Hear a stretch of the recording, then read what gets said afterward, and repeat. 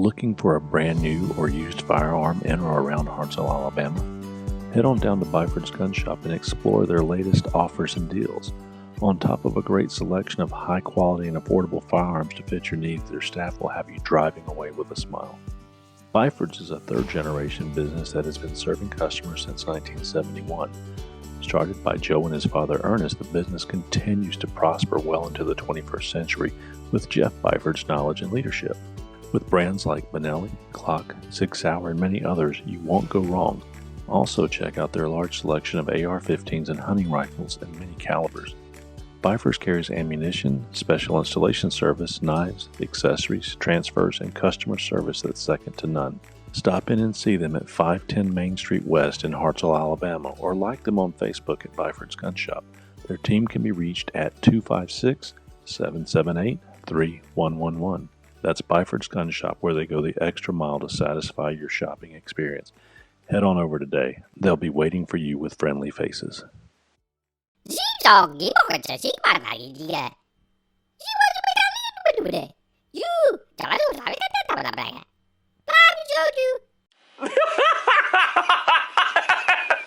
the funniest thing I've ever seen in my life. 3, 2, 1, 0. You're listening to the Knives Templars. Get ready, y'all. We about to Bobby Boucher you. Bam! I got a piece off of the wagon that Sam Houston used to take JFK to the moon. Pinto sauce. I like that. Pinto sauce. Pinto sauce. You're tuned in to the Knives Templars podcast, featuring Odisir Special Sauce Pinto. I was a mean kid. Long time listener, first time caller. Eric T.R.E. Rivers. Holy crap, I built something. Don the Train Watson. I can pay off all my credit cards and beef jerky credit line at Bucket. Joey the Riot Terrier. Cochon de lait will make you smack your lips and anyone getting too close to your plate. Mark Vasallo. You drinking my soupy? And Chip Shegman Carlisle. And now broadcasting alive, it's the Knives Templars. Coming to you live from Porkhouse Studios located in Hartselle, Alabama and other U.S. locations. This is the Knives Templars podcast. We are the coolest knife-making podcast on the planet, and we are downloaded around this big blue marble in over 24 countries. We are on air, on demand, and heard worldwide in all of your favorite apps and at knivestemplars.com. Well, guys, I would like another milestone tonight, guys. Welcome to the Knives Templars. I would like to say we are the finest podcast. We're actually the best podcast on the planet, the number one podcast featuring Don the Train Watson, Mark V. Max Vasallo, Odisir Pinto, Joey the Riot Terrier, and Eric Rivers. I mean, I don't think there's another number one podcast out there that's featuring those guys. No, there isn't. No, we're not like Kyle and Dan. No, I'm just picking. Yeah, I mean, well, it's six against two, but they are quite talented, and they are, I would say, they are members of our group. Yeah, and yes. And they're Templars because they were voted in. But yeah, being number one of us six guys, I'm here to let you know we are at Season 3, Episode 30. 2 weeks, we're going to kick off the fourth season. So Episode 30, guys, we are kicking off a new episode of the Knives Templars. Again, it's the best one out there, and it's made to teach rising and established makers how to pave their way into knife making as a hobby or even as a business. As a matter of fact, we're going to have a great maker on here tonight that I'll introduce you to shortly. That makes some of the most beautiful knives that I've seen. And we're going to help you pave your way into knife making as a hobby or a business, whether you like it or not. We can now be heard in over 27 countries. And this is episode 30, and we thank you for being part of this milestone. Your listenership and making us one of the best means the world to us. And for that, we want you to subscribe to our podcast. So while you're listening right now, look over on your little screen, on your computer, on your phone, on your tablet, whatever you're listening on, and click that subscribe button. Also, while you're there, if you're on Apple or you're on any podcast that'll let you leave a feedback, tell us what you think. We've got a guest on tonight that let us know what he thinks, and that's why he's here. He's a good guy. Have you guys been to knivestemplar.com in the past couple of weeks? Yes, I have. Man, that's one sexy website. You did a good job, man. Well done. Yeah. Well done, it's not, I just put it together, but the content that is on there has everything to do with what all of us and fellow makers out there are adding to the program for that website. You know, we are starting to grow the Knife Templars Nation. Every day I'm adding a new maker to the nation as a partner maker. We are adding additional businesses out there that people can go there and find out who we feel are good businesses out there that you can connect with and get great goods. But additionally, we just recently picked up, Joey, who'd we put on there at your recommendation? We put excuse me. Caught you off guard. Yeah, you did. You're so excited. I took a little swig of this, and it's like trying to let it go down. And but yeah, you did. You caught me off guard, Chip. We recently added Louisiana Custom Knife Makers Association. All right. Yes. Yeah. Very proud to be the sponsor of those guys, and those guys sponsoring us. So, now, are you a member of that particular group? I am. Excellent. Yep. And Mark, do you know who else went out there on the Templars Nation this week? Let's see. The Alabama Custom Knife Makers Guild. Yep. I wanted to get it right. I got to read it. I was going to say it wrong. That's okay. I could see where you were headed, but Mark, who is in that group with you? I think you are. There you go. And then I think Josh. He's in that group. Josh Howard. Yes. And then there's a bunch of makers in there. Tons of makers, and not only Alabama. We're pulling in some guys from Tennessee. We're pulling in some guys. I believe Andy Roy and Joey Barrier in our chat group. I'm not sure if they will actually join the guild, but here's the situation. Joey, we're so excited. Alabama and these great guys with the Alabama Forge Council is letting us work under their charter for 6 months while we become a designated guild. So we have to be under it for 6 months, and we've got over 100 members in that group right now.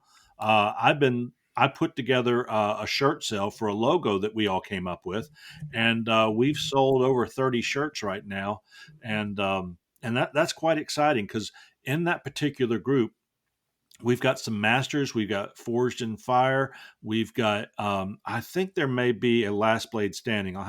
I think our buddy from Florida has joined the group. MC Bladesmithing? Yeah. I think he's in the group as well. Additionally, so we've got people coming in from all around. There's guys from Mississippi that are in there. We'll see if we can't Shanghai some guys from Louisiana in there. You'd be on your guard, Joey. But but ultimately, we're all going to come together. And I guess what I'm getting at is we're continuing to grow as a community. And the one thing that our mission was when we started off over a year ago now, well over a year ago, is that we wanted to bring together the best of the knife makers and the beginning knife maker and everybody in between to connect ourselves and start growing from there. And while we didn't form the Alabama Custom Knife Makers Guild as the Knives Templars, we're involved in it. And not only has it increased our connections as makers with other people, our podcast is, working with them, gets them out there even further and helps people connect with them and make them successful. So that's that's my opening monologue tonight. That's pretty good. Hey, if you haven't visited knivestemplars.com, get out there and take a look. Got to. So It's not life changing, but it's good. It's inspiring, and we'll get better. Otis here. Once we can get some photos and video of Otis here, forging naked in the park by the moonlight, and we get those up there censored on YouTube. Chip, then it'll be life changing. What wasn't it? Were you calling Otis here Heisenberg? Was that you? It was. Yeah. Otis here Heisenberg. from the Christmas episode. Dang, if that's not a Heisenberg. Joey's holding up a aluminum tumbler with a picture of Heisenberg on it, and I swear it looks like Otis here in glasses and a pork pie hat. It does. He just needs the stash. That's it. Otis here, do you ever bento right on there? Do you do anything for Halloween, Otis here? Because we've got your costume. Yeah, that's a great idea. Actually, I like it. I think you should do it.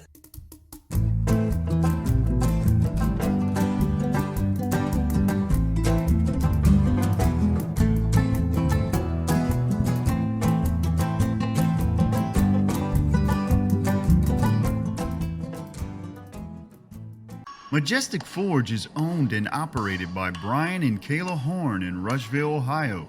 With many years of experience manufacturing 2 to 5 burner gas forges, Majestic Forge is your #1 source for blacksmith forges, farrier forges, and specialty forges. They are dedicated to creating top-of-the-line forges at a price you can afford. Majestic Forge has supplied forges to blacksmith schools, high schools, colleges, production shops, and TV shows such as Mythbusters. And Majestic Forge is the forge of choice for televisions forged in fire. Knife makers are in luck as they offer forges that come with 2 or 3 deluxe burners. Here at Knives Templars, we are sure that you can find a USA-made Majestic Forge to suit your needs. Check out your next forge at majesticforge.com. Hey, who wants to hear what's on the menu tonight? Let's do it. Let's go, man. Let's go. Let's hear it. I'm excited to tell you about it. We've got a brew review, and I will say I've got a very special brew review tonight. Special to me. Oh, yeah. Mm-hmm. We've got some news as usual, and I've got some good news to talk about. And we've got some feedback. We got our Pops Maker Mark show guest, a knife tip from our buddy Jason Fry from over there in Texas. We are going to have a couple topics. I'm going to get in, if we have time, get into surviving in the wild. Well, that's not about making knives. Well, there's lots of things that probably includes a knife surviving in the wild. What is the everyday working knife design? Because Otis here's version of an everyday EDC carry in mine are 2 separate things, and they separate each other by about 12 inches in length. And then I've got a little test for everybody, and then the week ahead.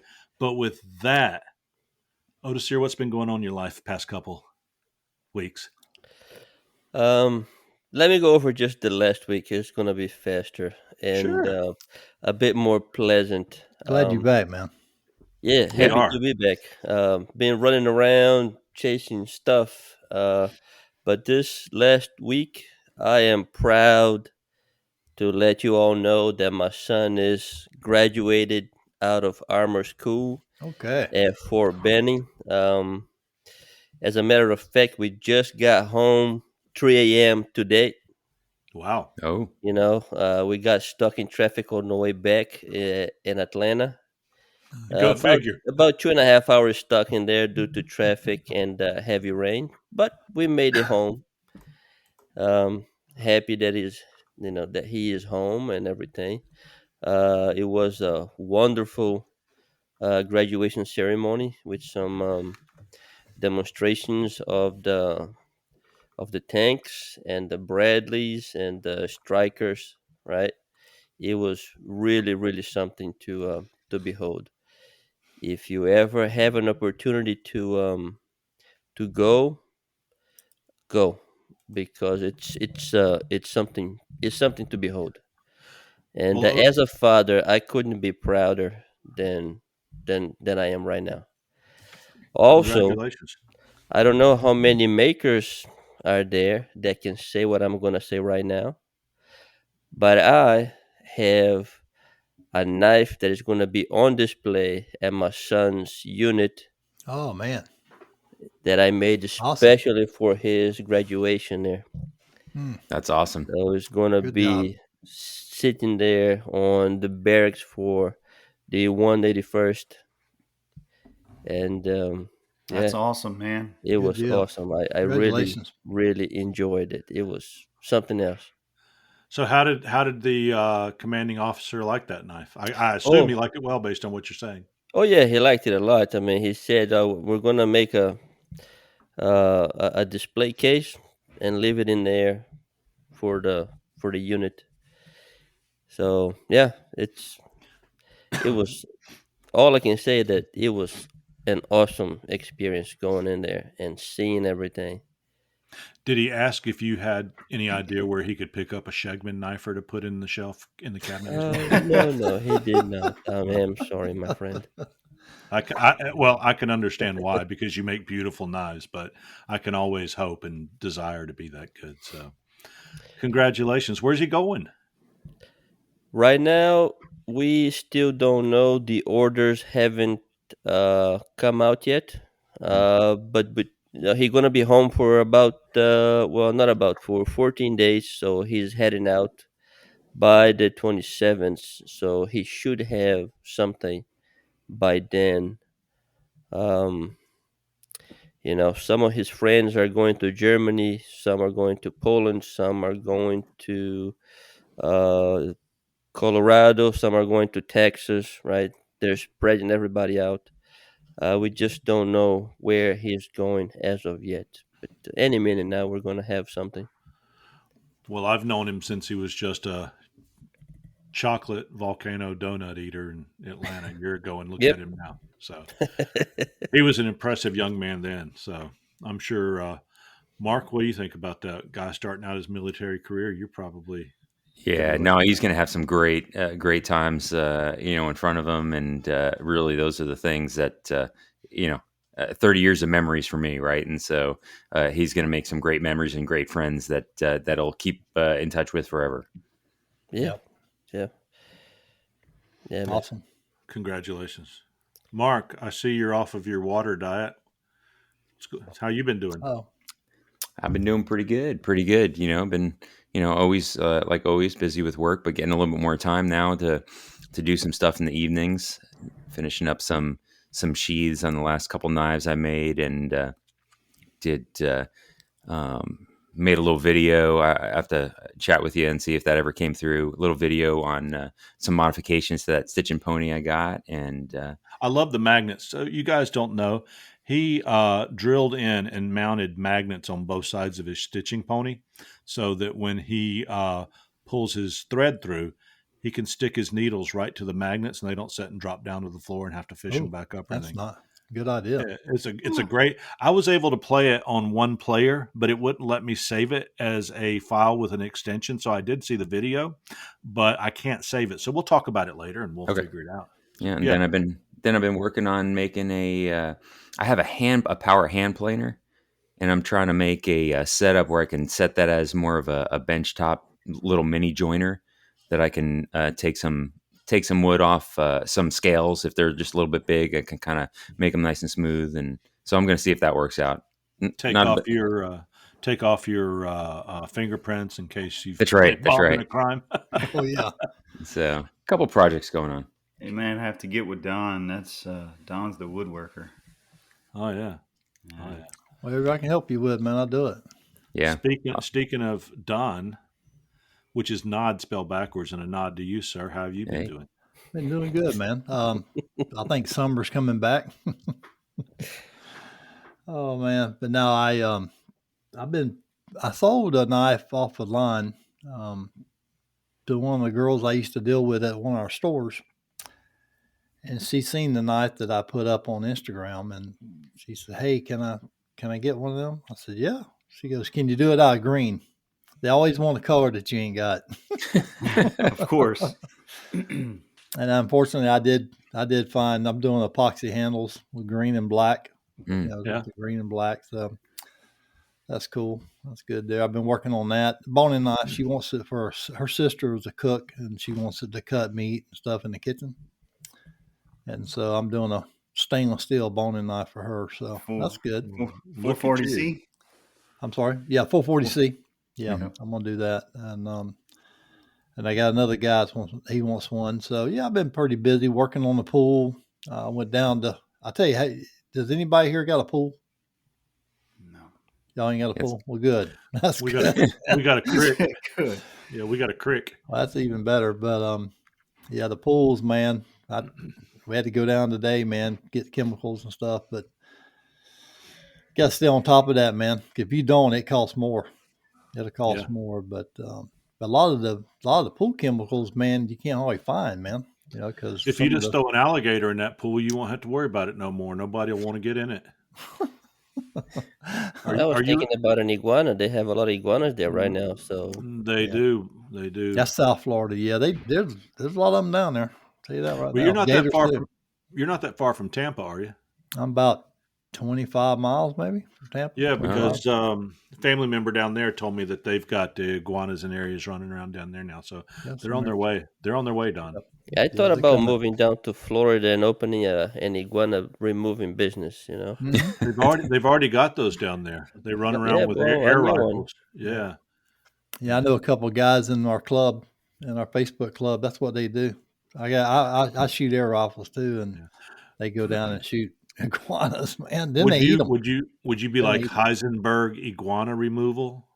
That is a great idea. That is a good idea, man. I think so. I like it. I like it too. It's a niche. Maybe you're no longer Pinto Sauce. Maybe your new name is Heisenberg. Joey, what have you been up to? Oh man, life's been busy. Just making knives, work, kids. Making money because you're sporting that new Pops knife supplies baseball hat you got on there. I like that. And I've seen those knives that you posted on Facebook, man. Those are they're really nice, man. Stuff right there, man. Them handles. How do you do it? That curly. Oh yeah. That's brilliant. Yeah, something about curly maple and just Tasmanian blackwood, any curly wood. I love. Yeah. Tighter to curl too. Yeah. Yeah. Absolutely. And but I've been making a few knives. Made some chef knives. Made a couple of clip point hunters. Making some more clip point hunters out of some Damascus. And I think I'm just gonna settle on that. You make all these different knife designs, and then you finally takes you 3 years to settle on one. Yeah. Yeah. Because you're constantly modifying it. You're like, oh yeah, let's put a little swoop in here, or let's change this, let's do that. I think I'm finally at the point where I'm satisfied with a model. Yeah. And I think I'm just gonna make that model until I'm sick of it. So and just change. There's only two things you can do with a knife. If you find a knife model, like you said, that you like, there's only two things you can change: the steel and the handle material. That's it, man. Yeah. Yeah. And the problem is with you got so much handle material. I don't know how you choose. Joey got boxes of them, man. I do have a lot. I have a lot of wood, and I don't know why. I just see a piece of wood. I'm like, man, look how nice that is. I'll save this one. I'll save it for the next one. Yeah. I was at Batson's 2 Saturdays ago, and I saw Josh Howard was there. He invited me down, and I joined the group, and he comes walking up with a piece of wood, and it was like the ugliest piece of wood in the world. And I thought he was going to use it on a fire because he was making cracklings and had been he'd cooked a whole pig while we were there. It turned out to be a block of ironwood that he's going to end up shaving and cutting down and turning into a knife block. And when I realized what it was like, I've never seen a piece of ironwood. I've never seen a piece of ironwood that big before, and in the rough. So I can't wait to see it once he finishes it. But turkey season is upon us, and I'm trying to get my way into the woods, and I haven't decided whether I'm going to take a shotgun or my bow. I really want to take a bow and do this, a crossbow. Um, so I made a little knife I just finished up last week. It's a turkey booty knife. They make them. They make them for deer. I've got one for turkeys to eviscerate the turkey, because the way you shoot a turkey with a bow is you wait till he moons you and fans you and turns his back to you, and then you shoot him right up the chute, and it There you takes go. out it cleans him out all the way up through to the neck. So I've got my turkey booty knife that I just recently made. Otis, sure you'd love it. It's got a 2-inch blade and a 3-inch handle. A cute little thing slides right into your pocket, but it will shave. It will shave. And then right now, for deer season, I'm working on. I haven't ever made a gut hook knife before, so we're going to see how that turns out. And I'd Yeah, I meant to saw work that. on. Yeah, I'd meant to work on it all week, but every day this week I've come in and found the place to recline. Turned on I found out that on my iPad with our YouTube TV, I've watched like 27 seasons of Ghost Adventures, Hmm. and yeah, Ghost Adventures. Knocks here and there, and phantasms there, and glowing balls going through the air here, and then fall asleep every night watching ghost shows. So tomorrow I'm actually going to get back to making knives. I like Bigfoot and ghost shows and werewolves and all that stuff. Y'all probably figured that weirdness out about me. Oh Uh, no. Oh no. but that's my life. Hey, I've got before we get into the brew review, I do want to announce we've got someone kind of special on here tonight, and I'm not going to get into all of it because it's going to be part of our Pops Makers Mart. But I want you guys to go out and I want you to check out Brian Malinsky. And Brian, I wrote your excuse me, not your podcast. I wrote your website down here. Don't stop me. Don't stop me. I'm gonna find it. I'm gonna find it, and you'll announce it before I can find it. Go right ahead. Go right ahead. Yeah, it's mrknives.com. That's why I loved it. MrKnives.com. Right. He was like, yeah, I got that website, MrKnives.com. Welcome to the show, Brian. How are you? Thank you, guys. Appreciate the invitation, too. And you're calling us from just outside of Houston, Texas, a little town called Meadows Place. Meadows Place, Texas. Welcome. And he's going to be part of our Pops a little bit later. But guys, I have, and you guys may have seen him out there too. I've been looking at the knives and the people that he rubs shoulders with, and the peoples that rub shoulders with him, and the stuff that he is making. Also involved with his son, good Christian crafter.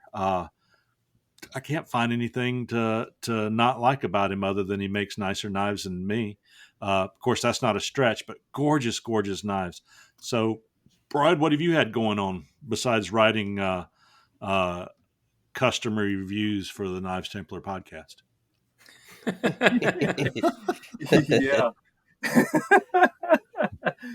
Well, I'll tell you, we just had the show, the Texas Select Knife Show over in Belleville about 2 weeks ago, and was part of that, and just had a blast catching up with some other makers and getting to visit with a lot of new folks out there. Well, I'm going to tell you, we're going to jump in the Pops Maker series, but I just got to go ahead and get this out so we don't interrupt your time on there. A couple shows ago, I got this nice message in my email from the nicest guy in the world. And, I don't remember the wording, just say it's nice. And if I get the paraphrasing wrong, but it's like, hello, my good sir. And no, it wasn't like that, but it was hello, this is, and just let you know, I love your show. I've been listening to your show, but I've got an opportunity that might make it a little bit better. And, Chip has a tendency to talk over the other host when they're on the show. And if he could stop doing that, man, it'd be like the greatest show out there. And I responded back, and he responded back even nicely again. And I responded back, thank you so much. That feedback's important. And Joey, you picked up that I was talking over you because we had an editing issue, but which I corrected. I went back and redid that whole episode. He responded back so nicely. And I'm like, I want to be friends with this guy. I don't even know who he is. So I said, send me a friend request. And maybe we can get you on the Knives Templar sometime. I look up his website and everything. Once I found out who he was, I'm like, what the heck did I just do? I always bring these people that are better knife maker than me on the show, and end up putting on my website so people can go find them. And I thought, and I'm joking because that's what this is all about. But as with regard to him saying, "Hey, Chip, if you could just quit talking over people," the rest of the team here says, "Oh yeah, amen." Amen. Because Brian, it's not all editing.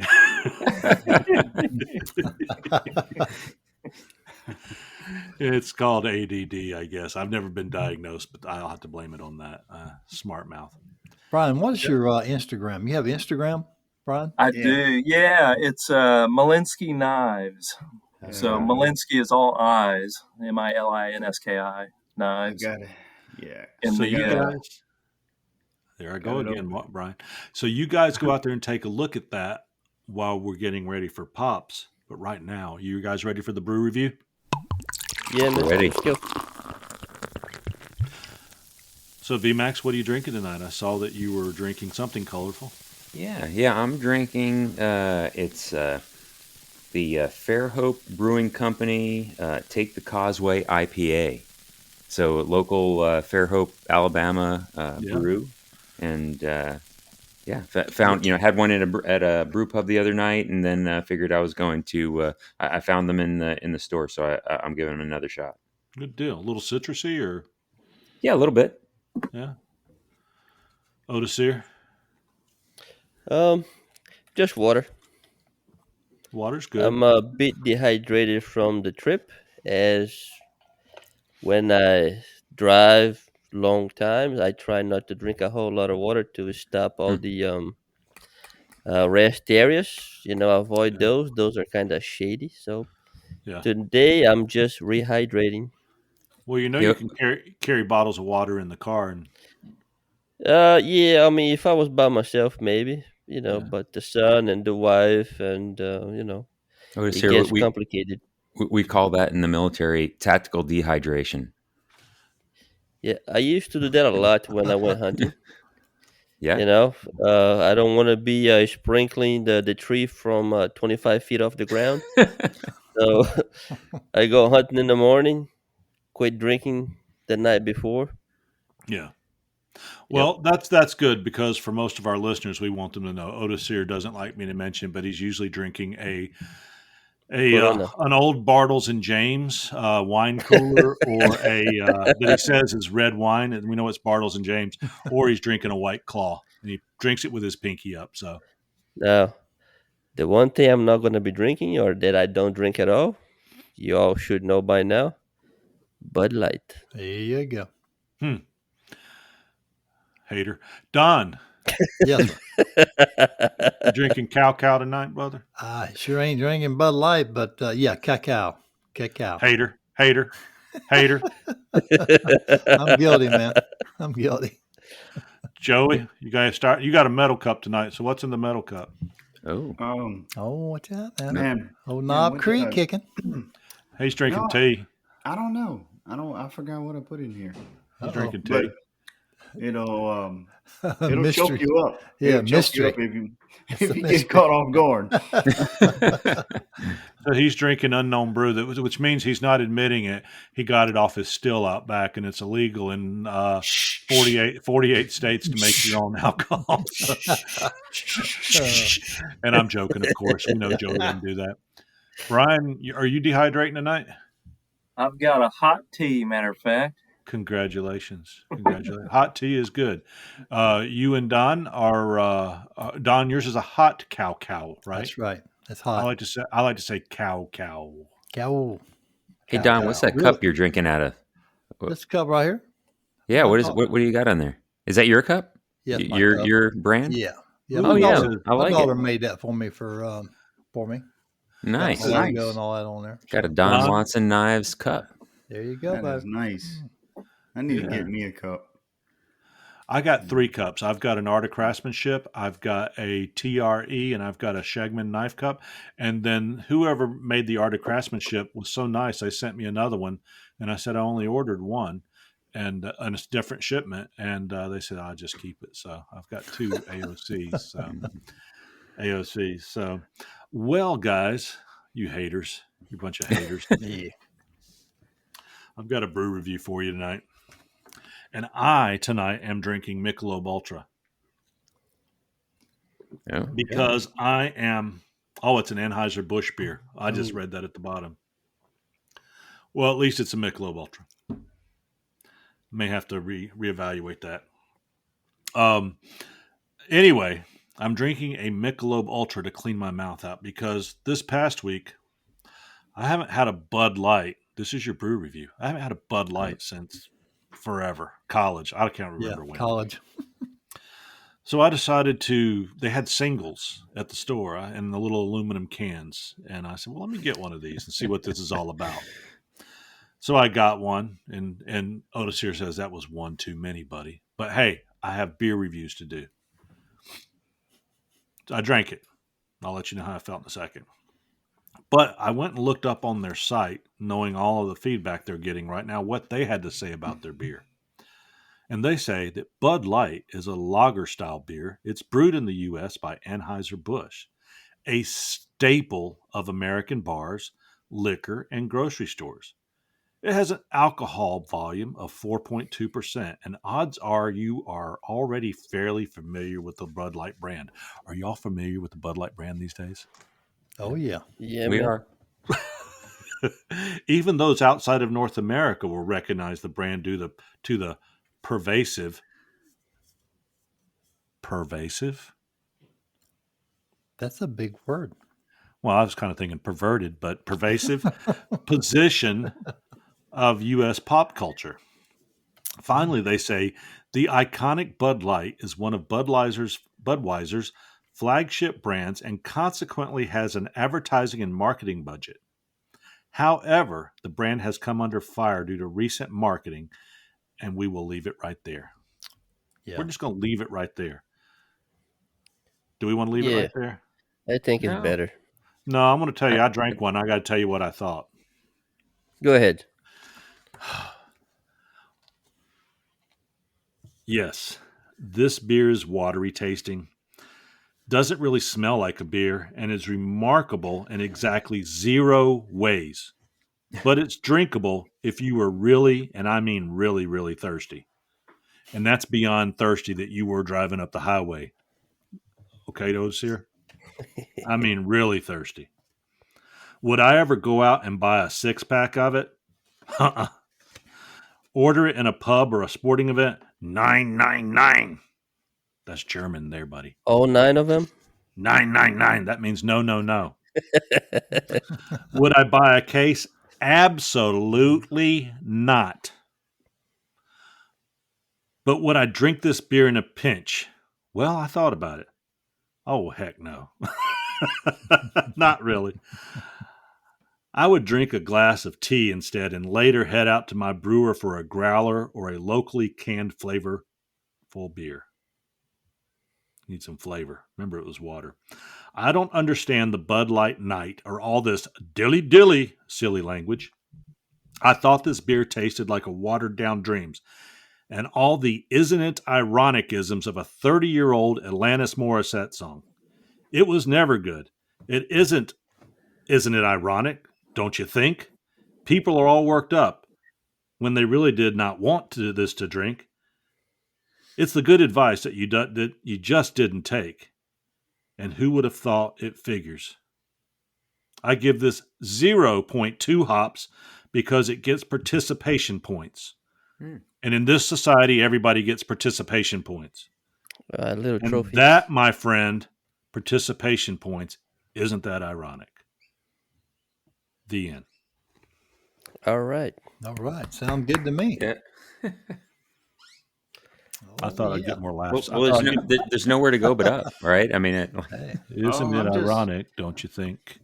This beer does stink. I thought you guys would give me more laughs than that, but I wrote that and I was feeling good about it. You did a good we were job captivated. on the writing. Yeah. I think it had to do with the beer. Yeah. Yeah. I just wish that as a Christian, in the Beatitudes and God, and if you're listening to the show and you don't agree with this, that's okay. I do respect that because a Christian, I'm supposed to love and I'm supposed to share my views and show people the way to my God. If someone chooses not to follow that, that's between them and God, not me and them and God. But it's to love everybody, and I can truly say I do love everybody. But one thing I hate in this world is the wokeness and the ability of our people who market our products to go out and decide they need to jump on some bandwagon, whether it's for the majority or the minority, to promote some cause. Just go back to what you're doing. Sell your beer, sell your whatever it is, your bagels, sell your cars, and just sell them for what they are, and quit trying to cater to society to get some participation points. But at the end of the day, do we love everybody? Without a doubt. Yep. It's not about being racist. It's not about being a bigot. It's not about being a Nazi or whatever else they want to call people with values that are different from theirs. It really comes down to just loving everybody and not letting organizations insult our intelligence. And that's all I have to say about that. Here, here. Amen, brother. All right. Amen. So, and for you guys that are listening to it, if I've offended you, I truly am sorry. I hope you'll still continue to listen to the show. If not, I mean, I understand.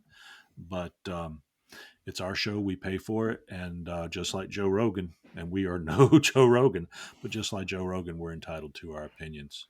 And our opinion is to love. Amen. Yes, sir. But I don't love that beer. Never did. Has nothing to do with who's drinking it. I don't love that beer. So it's cheap beer. Anyway, got some news for you guys. Any other comments on that? I could see Bud Light sales going down from this. Yeah, like 7 billion worth.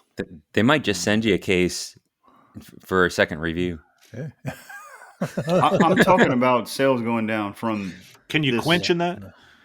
Oh, I think it'll continue to go down. But can you quench with Bud Light?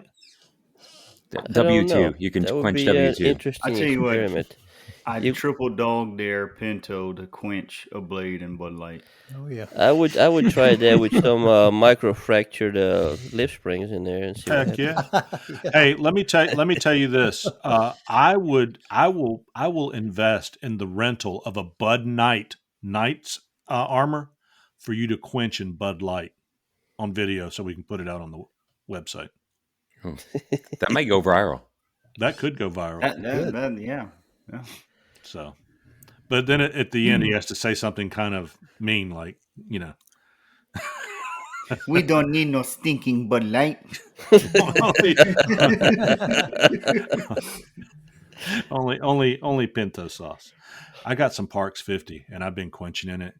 I like the Pinto sauce Odysseer, but that Parks 50 is nice on the steel I've been using. That's all I have to say. I saw that 55-gallon drum when you got delivered to your house. No, I got 3 gallons, but I know, I'm just messing. Oh, okay. I don't need anybody coming over here knocking down the door. Chip's got the supply. For sure. Hey, news and useful information. And Brian, hey, let's do this real quick, guys. We ain't got him in here. I've seen his knives. Let's vote him in. Is Brian a Knives Templar? I say yes. Mac? Yeah, man. Mac? Otis here? Yeah, man. Don? Oh yeah. Okay, so we just did the vote early, and we've done that a few times when we see makers that come in here. So you just chime in and speak up like you're one of the boys. Let her rip. So you're now official honorary Knives Templars. That does come with no rights or privileges. You do not have a budget. You can't spend anything. Don't turn in any expense reports. But you do have the ability to make no decisions, but you can be funny and make fun of any of us and be on the show at any time. You can also share your skills free of charge with us. We will accept that, and we're glad to have you as part of the team. Amen. Do you know I'm honored. The best part of it, the best or the worst part of it, is that everything he just said applies to everybody in here. And speaking of that, guys, I got the mailers for your shirts the other day. So this weekend, I will get your pronoun shirt. It will cut all wrapped up and get them out Monday or Tuesday in the mail to you. So they're on the way. Thank you. You're more than welcome. Yeah, You've earned That's it. awesome. You've Thank earned you. it. So news, we have the Great Smoky Mountain Hammer-In at Haywood Community College is sponsored by the American Bladesmith Society. See, I'm an old guy, Mark. That's what I was wanting to say when I was talking about the blacksmiths here in North Alabama or in Alabama. ABS was stuck in my head and I couldn't get past it. So thank you for helping me there. But anyway, at Haywood Community College in the Great Smoky Mountains, the Hammer-In brings master bladesmith, forging enthusiasts, and knife collectors from across the United States to demonstrate their skills and art and science of hand forged knife making. Master bladesmiths will give demonstrations and hold classes on a number of topics ranging from coal, gas forging, fabrication of handles and guards, engraving, and working with microfractured steel. All right. Okay. Yeah. Participant, I threw in that last one. That last one there was I was going to say, is that a real thing? It is now. I'm buying Jerry a ticket to that show. Participants are encouraged. Participants are encouraged to pre-register for the event, but they also may register at the door on the day of the event. The public is invited to participate and experience knife making in a time-honored tradition of the American Bladesmith Society. Saturday is the knife show. And tables are free to paid attendees. Knife vendor sales tables are free to paid attendees. Free tables, guys. Tailgate sales. Paid attendees are welcome to sell knife making equipment and supplies during the weekend on your tailgates. And that's so cool, guys, because that's where I picked up my 110-year-old Swedish anvil, a Paragon, 2 weeks ago on the back of a tailgate. And I was so excited. Have you been using it? Yes, I have. Yes, How do you like it? It's to say that it's the best thing, it's a great improvement. It's amazing. It moves steel. Brian, do you forge at all?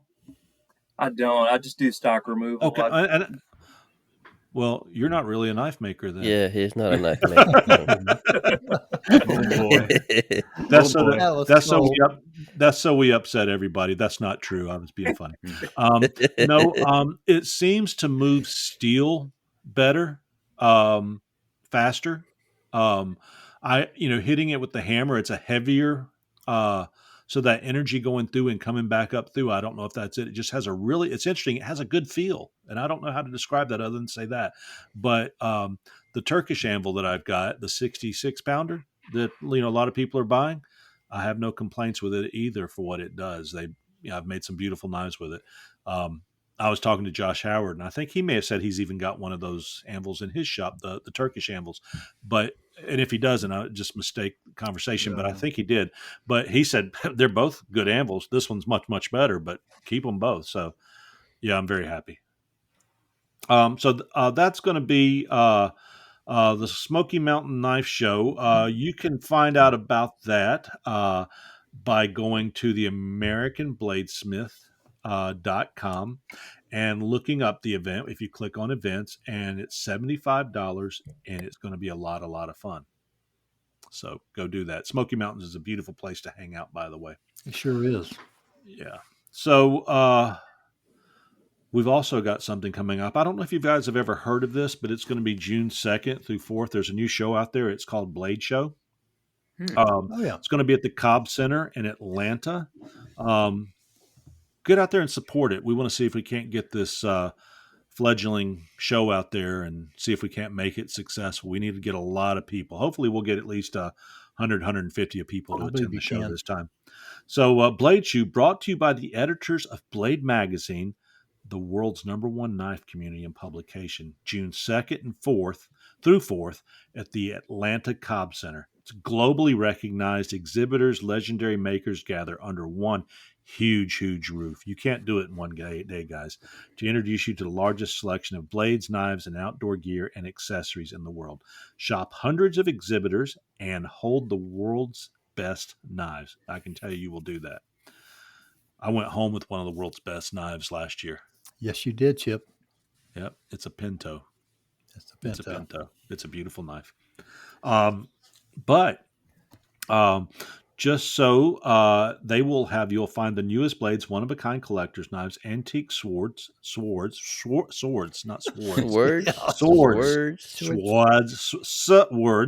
swords, and much more, along with browsing the equipment and materials used to make them. Attend the free after party each night at the Blade Show Pit, where food and drinks are available. You can visit them at bladeshow.com and be sure and register today. Tickets aren't that expensive. And I tell you what, you guys got to go to the pit at night, because who's going to be out there giving out free beers and Cokes? KH Daily Knives. Yeah. Kyle Daly is going to. If you see the man with the cooler, chase him down, get your free beers and Cokes. And and giving him a shout out too, right? He's doing a class, right? Yeah, he's doing a fall class, man. At there, and I am signed up for that class. So, good for you. Yeah, good for you. Well, Otis here and I are, like I said, I mentioned on another show. Otis here and I are just going to walk over to his table after the show, after he does his class, and then we're going to have him give us one hands-on personal right there at the table for free. So, yeah, man. Yeah, we'll set that up, Otis, here as, hey, listen, I attended your class, which we really didn't, and I didn't quite understand the. Can you show me? And then we'll end up getting it for free, and he won't know it. He'll just think that we really loved it. No, that's fine. Congratulations. If I could, Chip, I'd like to mention the Louisiana Knife Show. Please do. Please do. Yeah, coming up in September 9th. Over here in Gonzales, Louisiana at the Lamar Dixon Center. And that's brought to you by the Louisiana Custom Knife Makers Association. Okay.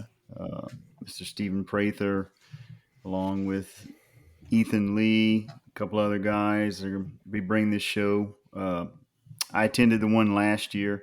Really good show. The show is growing. It's getting bigger. So last year we had a good turnout. Hopefully this year they got a bigger space, 12,000 square feet. So we can fit a lot more tables in there. So I just wanted the listeners to know that will be happening September 9th in Gonzales, Louisiana. Will you be there, the riot? I will be there. So anybody that's there, you can walk up and meet Joey. He will have his Pops hat on. That's a pretty cool hat, Joey. Yeah, and my brother Andrew blessed me. Yes. He probably will. He put a shirt on the back that says "The Riot." I would put it 2 lines, "The" and "Riot" underneath it. I'm gonna get some of those. I'm supposed to be making these shirts, for my logo, and like those mechanic shirts.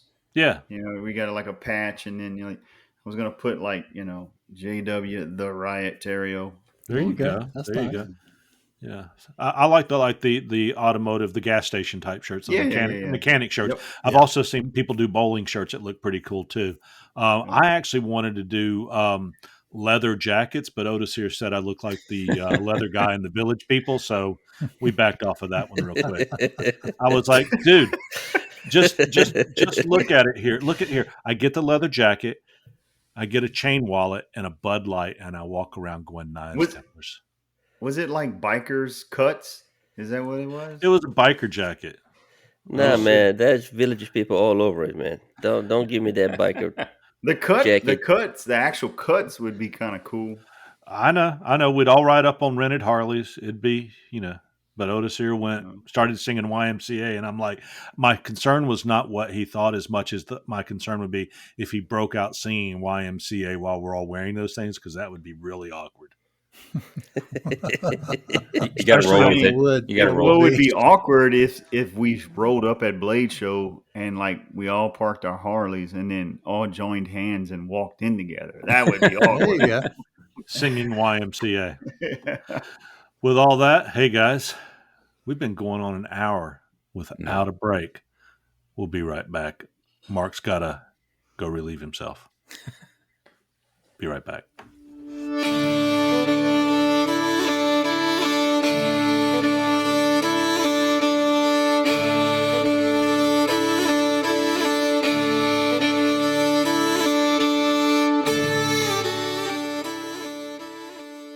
Hey guys, what was your source of inspiration when you first decided to make knives? Many go to the books and also some go to the web, but many also head to YouTube for videos. Well, you know, we are fortunate enough to have Eric Rivers from the Rivers Experience as a co-host on the Knives Templars. But you know what? He's also a sponsor. And I tell you, 27,000 followers can't be wrong in following his skilled and educational regular videos that teach the fine arts of making beautiful knives. I know because I'm a subscriber to his channel and I learned at my pace and without making those mistakes by walking in the dark regarding knife making. Be sure and check out his channel, The Rivers Experience, on YouTube or his website at theriversexperience.com. And now back to our show. All right, well, welcome back. What I have got for you is a little bit of feedback tonight, and it's a short one, but I want to make sure I get them all out there, guys. Like I said, if you can give us feedback at knivestemplars@yahoo.com. You can submit them right on our website at theknivestemplars.com. There's a box down there you can submit. And additionally, you can DM us through the Knives Templar on our Facebook group or any way you see fit. But I got some feedback this week, and we'll get them on the show, good or bad. Big Fan writes, love the show. The stories and discussions here inspire me to get out and make my own creations, especially when I am headed to the car on my daily grind to work while listening to you all. You're a helpful reminder that this life we live can be fun and adventurous and creative. Thanks for helping me pull the energy together to get into knife making. Oh, thank you. That's awesome. Thank you. Let's go. I didn't know we were that good, but I'll take it. That is good news. And you know what? That's worth another break. I got to take that in. That makes me feel good. Besides, Joey's raising his hand. He looks like he's got to go to the bathroom now. Joey, you should have gone last time. We'll be right back. Oleg Bashevic has been making stabilized wood and other supplies for knife makers for almost a decade. His stabilized wood products have been used by many of the best and most well-known knife makers in the world. This wood, when turned into knife parts, are stable to humidity, water, snow, oils, and other materials that would prematurely wear out a knife handle. He works out of his shop in Tula, Russia, and produces natural wood products that are as beautiful as Russia's famed Fabergé eggs. Knife makers around the world will tell you that his blocks should not be cut and placed on display. Oleg has distribution centers in Russia and in the United States. He's shipping right out of the Philadelphia, Pennsylvania area, so if you're looking for something in the States, you can have it in just a few days. I guarantee you'll be excited to get your package that comes wrapped beautifully, already polished, so that you can see the most beautiful grain and colors that he impregnates into each piece of wood. You can find Oleg not only on Facebook, but you can also find him at knife-wood.com. That's knife-wood.com on the internet. Go out and take a look at Oleg's products. I'm guaranteeing you'll be happy to put them on your next knife. And now back to the show. All right, well, welcome back. And while we don't have a current Last Blade Standing out there right now, I want to make sure you guys also visit lastbladestanding.com and get ready. They've done 3 seasons. I'm sure they'll be lining up for a 4th. And those are some talented guys out there. Be sure and visit Last Blade Standing. And if you're looking for supplies, I want you to know that we've got some folks right here that we're getting ready to tell you about, but we're going to let a person come in who's earned the right to jump on the Pops Maker's Mark pedestal this week because he's just such a darn good maker.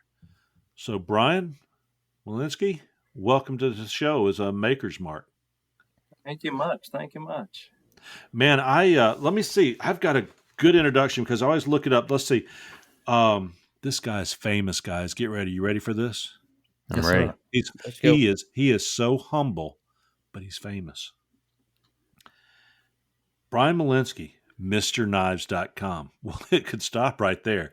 Who else? MrKnives.com. I'm sure there's a lot of companies that said, let's go with MrKnives.com, and they look out and they see somebody's already got it, and they go, oh! No doubt, man. Yeah. Texas Select Blade Show. Meadows Place, Texas is where he lives. You sell at Blade Show. You have a booth at Blade Show. Is that right, Brian? That's right. Yeah, That's right. Second time there, I think. 2022 Annual Knives Magazine Showcase. Dude, his knives have been in magazines. I can see why too, man. I'm looking at I his know. Instagram. I know. I saw that picture of his knife in the magazines.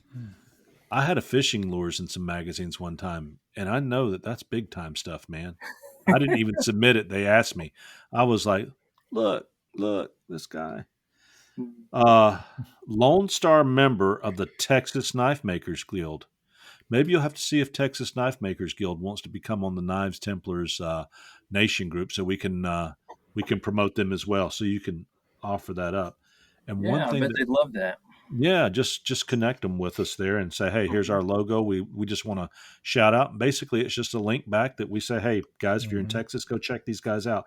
And the last thing I want to say is a good Christian knife maker, because he mentions that on his site, his faith, and also on his site, I can see that he's a family man. I know you've got at least one child, a son, that you seem quite proud of. And I will also tell you, guys, you got to go out there and check now, because he's a mini me. I swear, Austin Powers and mini me, you and your son, he is you without the beard. Well, I think he's almost there with the beard too.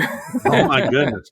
I looked at him and I was like, there's no doubt that this is this man's son. Well, he's 16. It's our only boy, and just super proud of him. You know. Well, tell us about your knife making journey. And these guys, I'm going to shut up because Brian doesn't like it when I talk over people. So,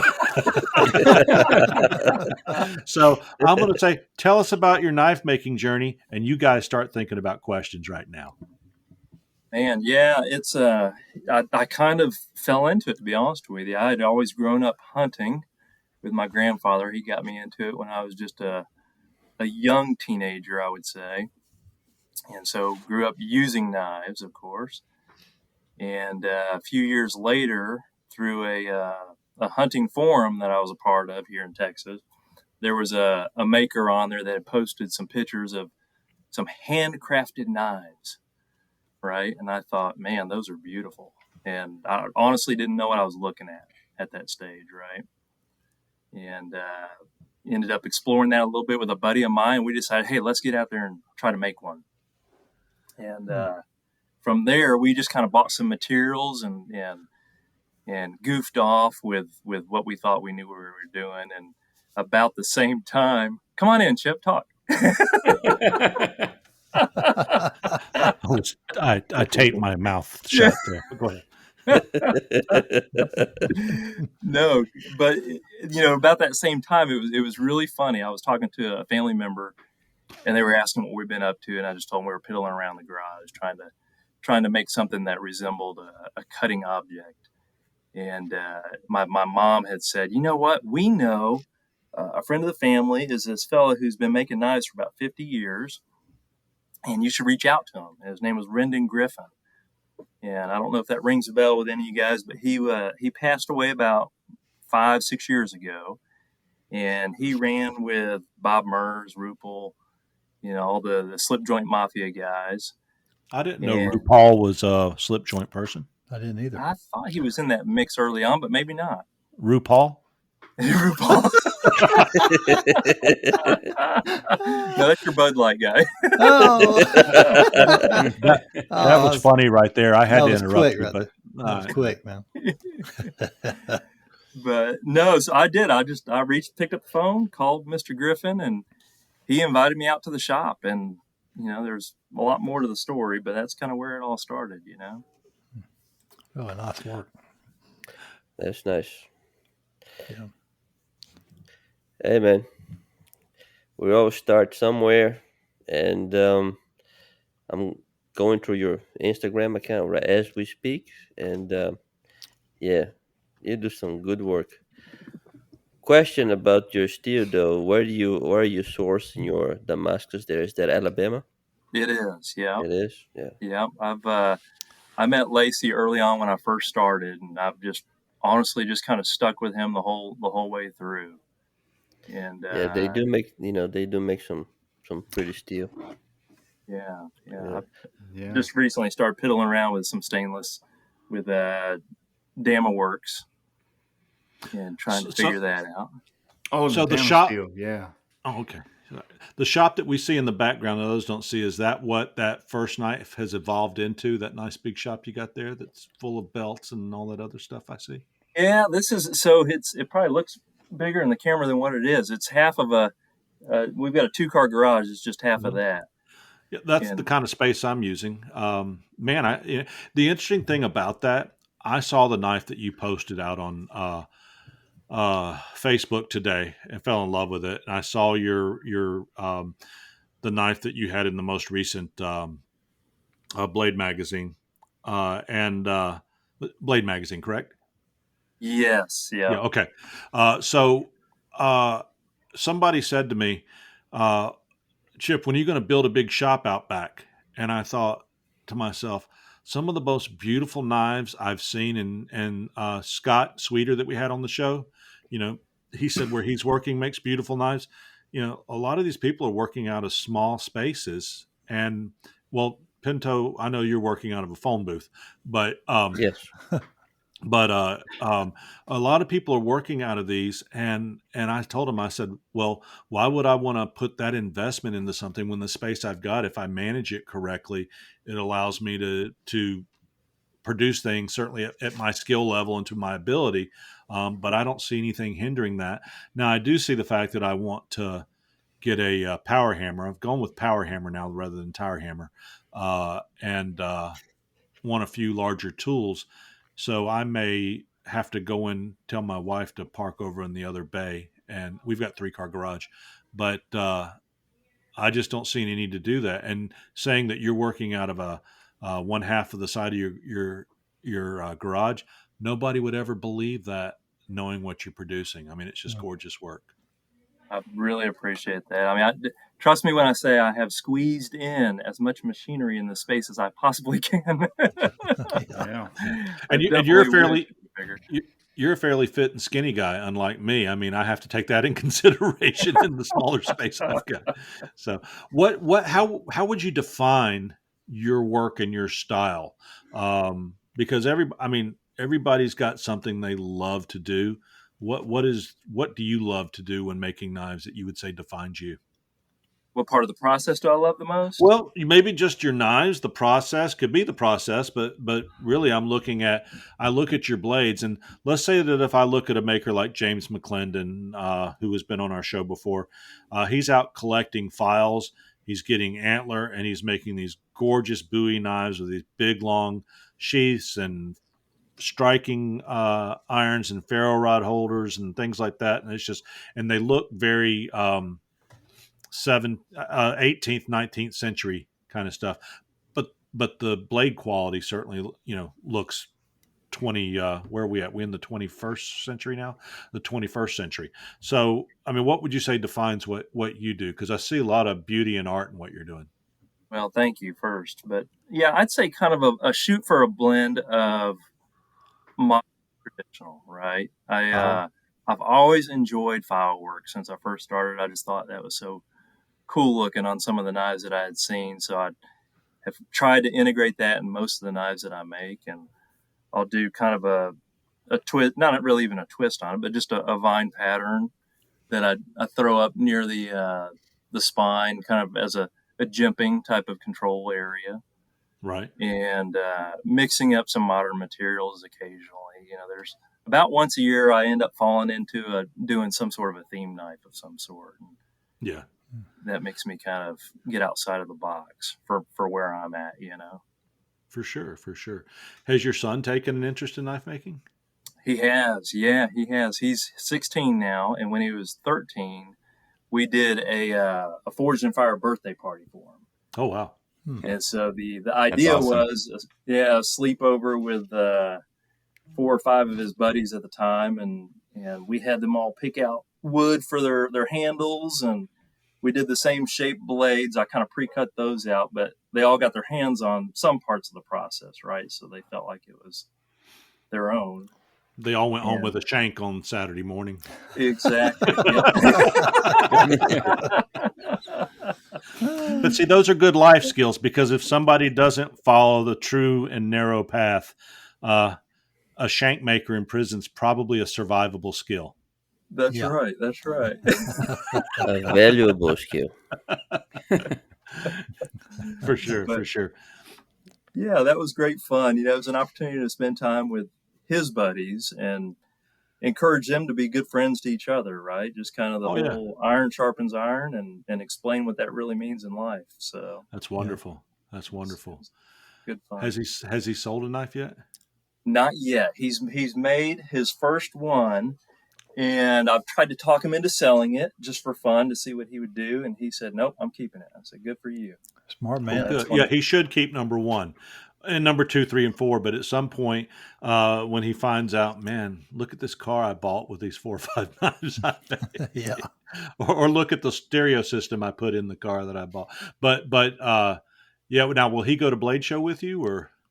No, I won't be making it out there, but he and my wife Amanda, they come out to the Belleville show, and Oh, okay. they participate a little bit and walk around and bring friends out and kind of enjoy that whole experience.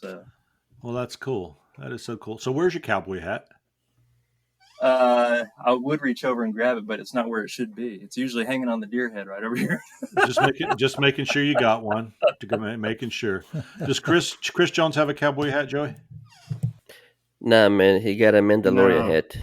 Hair. Oh, that's helmet. right. I He's mean. got Chris- a Mandalorian helmet. That's right. Yeah, Chris doesn't have that Texas normal Texas swag. He doesn't wear a cowboy hat. Yeah, he's a Mandalorian, but he's earned the right to be a Mandalorian. Oh yeah, like this guy, he loves Star Wars. Yes, he has. Yeah, yes, he does. But the knives that he make are out of this world. Oh yeah, absolutely. Chris makes some beautiful knives. So, who? I'm not going to ask you who do you think are the best knife makers out there because there's so many good ones. As far as the people that you're associated with in your guild, who are some of the well-known makers out there in the Texas Guild that you rub shoulders with? Yeah, J.W. Randall's a member, and he Yes, sir. does all he can to host hammer-ins and help guys when they come up to him and ask, and he's just super gracious when it comes to that. Bob Murs, I've gotten to know him over the past year and really enjoyed spending some time with him and picking his brain. Right. Do you find that that there's a lot of growing talent coming out of these types of groups, especially people like this? I've found that they tend to be very giving with their time. They've reached a pinnacle that they realize it's time to get back. I've never met a mean or nasty or whatever knife maker.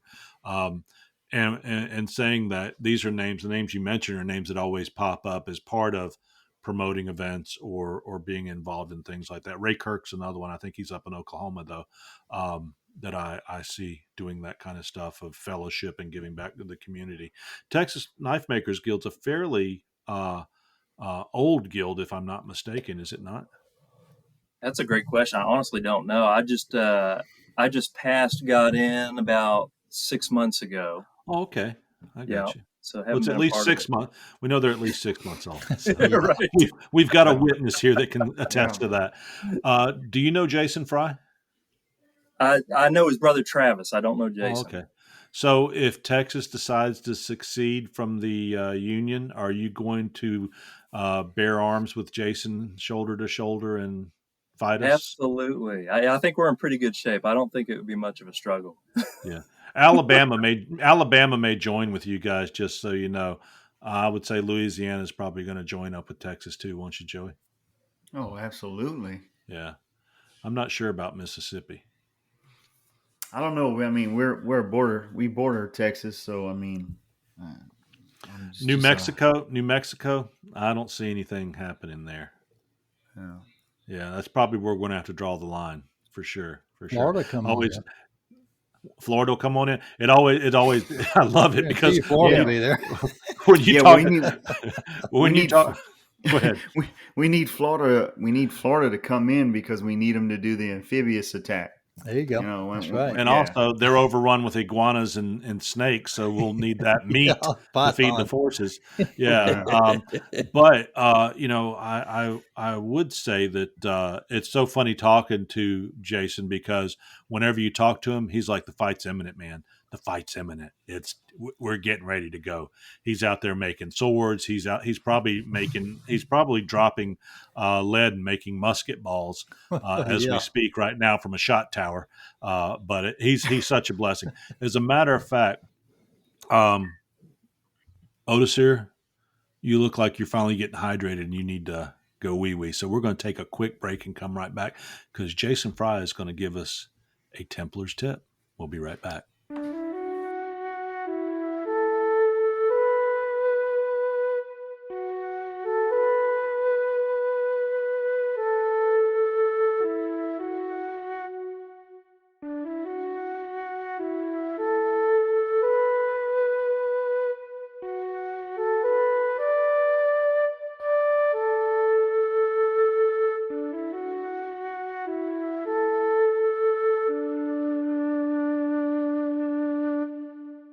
Hey, this is Jason Fry. I just thought I would finish out the little series we're doing on knife shows and things like that. What I'm fixing to tell you, I didn't figure out for quite a while. Took me a few years to understand what I'm fixing to share with you in a few minutes. There is more to a knife show than selling a knife. Now, if you got a bunch of kids and not a lot of money and things like that, selling a knife is pretty dang important. But if you stay stuck on that, you miss a few things. A good show is going to have a good assortment of knife supply dealers, right? So if you need a mosaic pen or some glue, something little, buy it at the show because you won't have to pay shipping, right? Another thing that comes out of that is that you form a relationship with the people that you buy supplies from, right? The relationships really end up being one of the best parts of the business in the long term. And not just because they cut you deals and you give them business, right? You make friends. Another good reason to buy supplies at a show comes with the high end or specialty kind of materials. I'm just not too inclined to buy mammoth ivory, for example, on the internet, right? I want to look at it. Same with stag. There are so many shapes of stag and textures of stag, but I don't really want to pick it out of a website. I want to pick it up out of a bucket, right? Look them over and pick the ones I want. So when it comes to buying high-end handle materials, if you can sell some knives and have some cash to do that, knife show is certainly among the best places to do so. If you listen to my first segment on knife shows, I told a story about the first time that I got a serious critique of my knives, right? And I learned some things about the show business. There are very few places beyond knife shows where there are so many knife makers gathered in one place. If you don't get help, if you don't get tips and tricks, if you don't learn anything, it's because you aren't asking, and that's your own fault. Especially if you're considering joining the ABS or the Knife Makers Guild or something like that, that feedback is going to be critical to your development. And really, it's a lot easier to get it when there's 100 knife makers together than it is trying to go to somebody's house on a weekend or something like that. Another little thing about knife shows that sometimes important to folks is the after parties, right?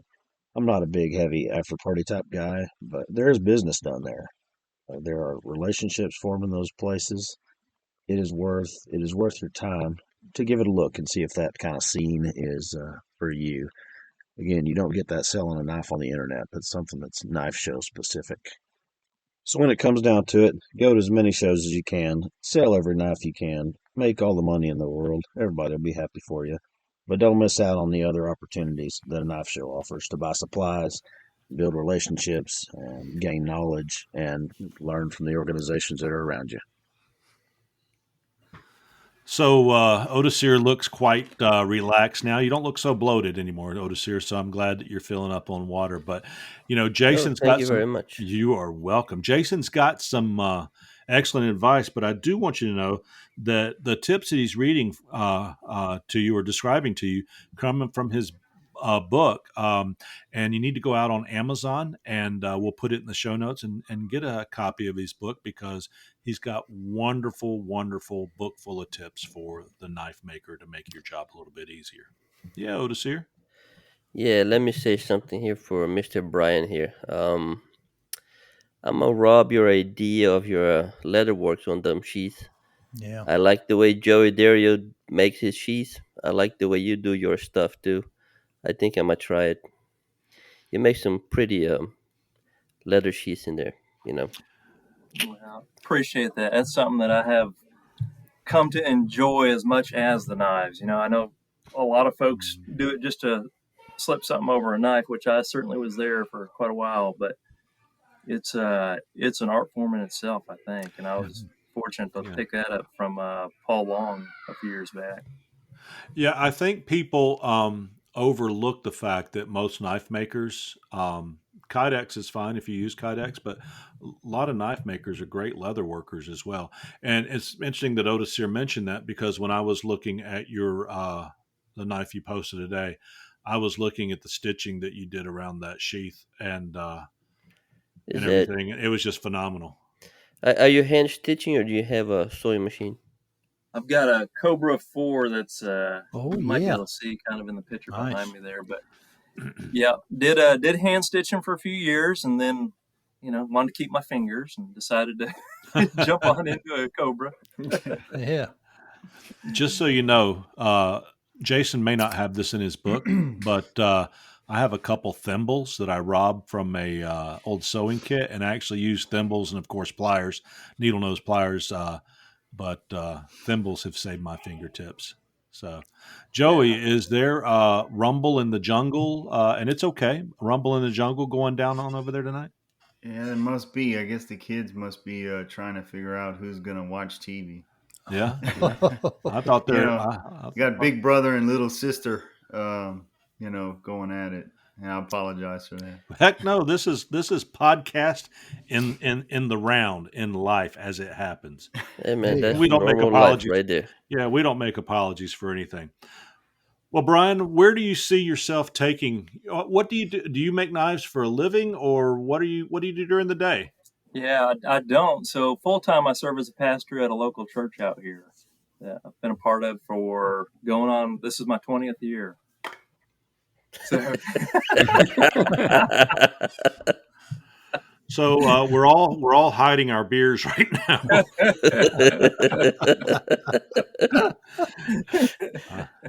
I'm joking. I think that anything in excess is terrible, and we need to keep everything within reason. So you are a pastor. How wonderful is that? What denomination are you with? Baptist. Baptist. Well, then that beer's okay. We just can't admit it on Sunday. Is that right? Oh God! Don't answer that. Don't answer that. No, I grew up going to a Baptist church, but ended up in the Methodist church. I belong to a Methodist church now. I have for about 15 years here, and about 15 years at another one prior to that. But I love being involved with our church. I'm on our HR committee and involved in a bunch of missions and things that we do. And it's exciting to have a pastor on here because I don't think it. Who knew? Who knew? Yeah, who knew? And Well, you pastor, should. pastors usually don't dig the cutting implements as much as other persuasions of life. Are you saying that he tears the communion bread? He doesn't No, cut the no, no, communion bread? no, no, no, no, no. Because Nothing. Nothing to do with that. It's just that in my experience, I grew up Christian. We never got into that part of my life and stuff, but the experience I have with especially on the higher end of religion, pastors, ministers, and people of that sort, they don't really partake as much on the knives or guns or anything like that. So yeah, it's But he is nothing wrong with it. Just so you know, No. my If I was minister's a pastor, I would still be doing what I do. But he is in So, Texas, though. my He is in Texas. Those pastors are a little So different. My Yep. minister is all into knives, and his son is flint knapping and making beautiful stone knives and cutting tools. But one thing is, you say, who knew? We should live our lives every day that people don't know what we do for a living, because what we do for a living is not important. It's how we live our lives. Of And course. Brian, the fact that you say, well, I'm a pastor and have been for 20, 23 years, I believe you said. Yeah. Okay. So that being the case, that's irrelevant to the conversation. It just means that I probably wouldn't have been, having the brew review and all that stuff. And of course, I'm joking. I was teeing off from a golf course with my pastor up in Michigan one time, and he said, it's okay, it's just you and me here, but I wouldn't use those words in public like that anymore. I shanked one really hard right and hit the starter, which is the guy saying, it's your turn. I hit him in the shoulder with a golf ball. Anyway, no, that's wonderful. And I will say that if you weren't a pastor, I would say, man, you really live your faith. And I love what you're saying. Of course, you've already heard me say that. And the fact that you are, it psychs me even more that we know that we've got a pastor that plays with knives out there. So well done. Quite cool. I Now, appreciate that. nobody answered that, Brian, though. Is your communion bread cut into nice, neat little squares, or do you tear it from the loaf? They are pre-cut, yes. And whose knife are they using to cut them with, Brian? That I don't know yet. Definitely not mine. It's not yours. Okay. Are you guys now? Our church had been using during COVID. We just went back to a loaf offering, and are you using the communion cups that are sealed, one on both sides, and one's the wine and one's the wafer? Yeah. And yeah, we started that during COVID, and we've kind of continued it. Yeah, and we still have that, but for people that want to go back to the loaf and the chalice, we've resumed that here just in the last couple weeks, and to each his own on that, for sure. For sure, God wants us to live responsible lives, not reckless, but we have to make our decisions. But when it comes down to the end of the day, is I believe that God knows how many hairs we have on our head. We know that parable, but I know how many hairs I have on my head. We all know that Otis here better have his life insurance paid up because his wife's about to get rich if he does. 'Cause I don't see a hair on that head. So, but Brian, I hope that we can consider you a friend. I hope I can consider you a friend, and I am so thankful that you reached out to the show to give us your opinion, and not. Being a pastor has nothing to do with it. But the fact is that even as a pastor, the way you expressed yourself, it reminds me a lot of my own pastor, and talking about how we live our lives every day. When somebody's not looking, we always know that God's looking. And you were such a gentle, polite, nice, but expressed your view in such a nice way that it helped me, but also it sets an example for how we all, if we just lived our society with love and without hiding behind social marketing names, gosh, what a nice world it would be. So with that, we didn't even really have to vote. I take the vote that we took back because just based on, I'm a pastor, we're not going to vote you out because we may get in trouble. So he's the official Knives Templar pastor. Chaplain. Yeah. So I don't mind praying at our future get-togethers that we'll have at Josh Howard's or down at Don's, but you will be the official. You'll be the official spiritual leader at the event, and we don't say that jokingly because you always need somebody that sets an example for others. Thank you for being on our show, and I hope that you'll stick with us as we finish out the content of this show. And God laid on my heart about 6 years ago. I went to a Sunday school class, and my Sunday school class, and they said, come back next week and tell us what your word is. And I was going through some trials in my life at the time, and I thought real hard about it. And God laid on my heart to say, I'm blessed. Even with everything I feel I'm going through, I'm blessed. And it wasn't bad. It was just life's anxieties. And I went back next Sunday and I said, my word is blessed. And I told them why. And we came back the next week, and nobody talked about their words anymore. And I was like, this is not just a lesson. This is not a 1 week lesson. Everything we should do should have impact moving forward. And that was a time for that for me.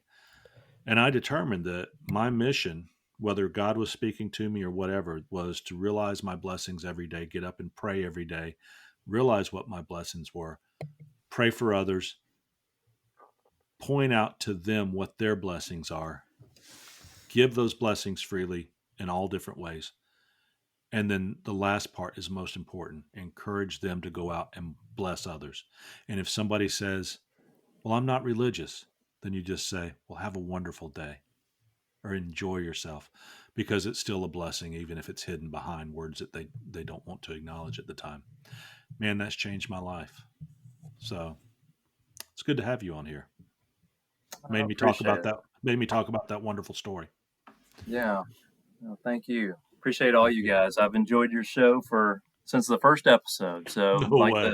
Thank you, the man. guy had mentioned earlier, I dial in, so to speak, on the mornings and in the evenings on the way to and fro the church. So I really enjoy that, and it keeps me motivated as well. And we would how like to. did you find us?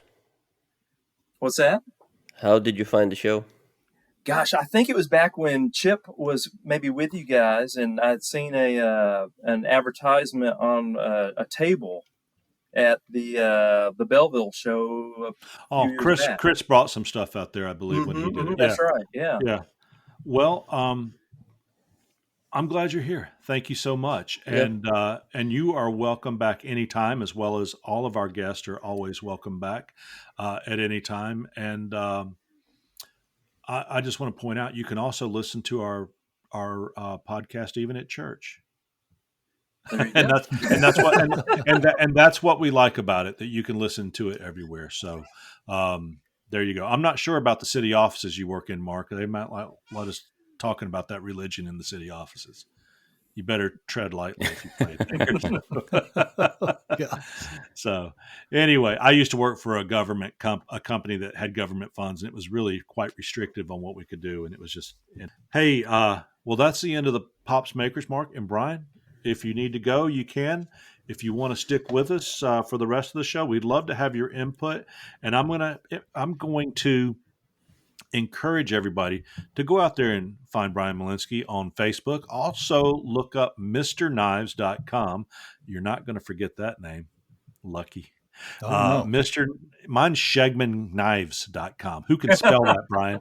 But MrKnives.com, and take a look at his beautiful work. And hey, if you're looking for a knife, I tell you won't go wrong if you get one. Guys, thanks to Pops. And since they're helping us out here, we're going to let you hear a little bit about them. We'll be right back.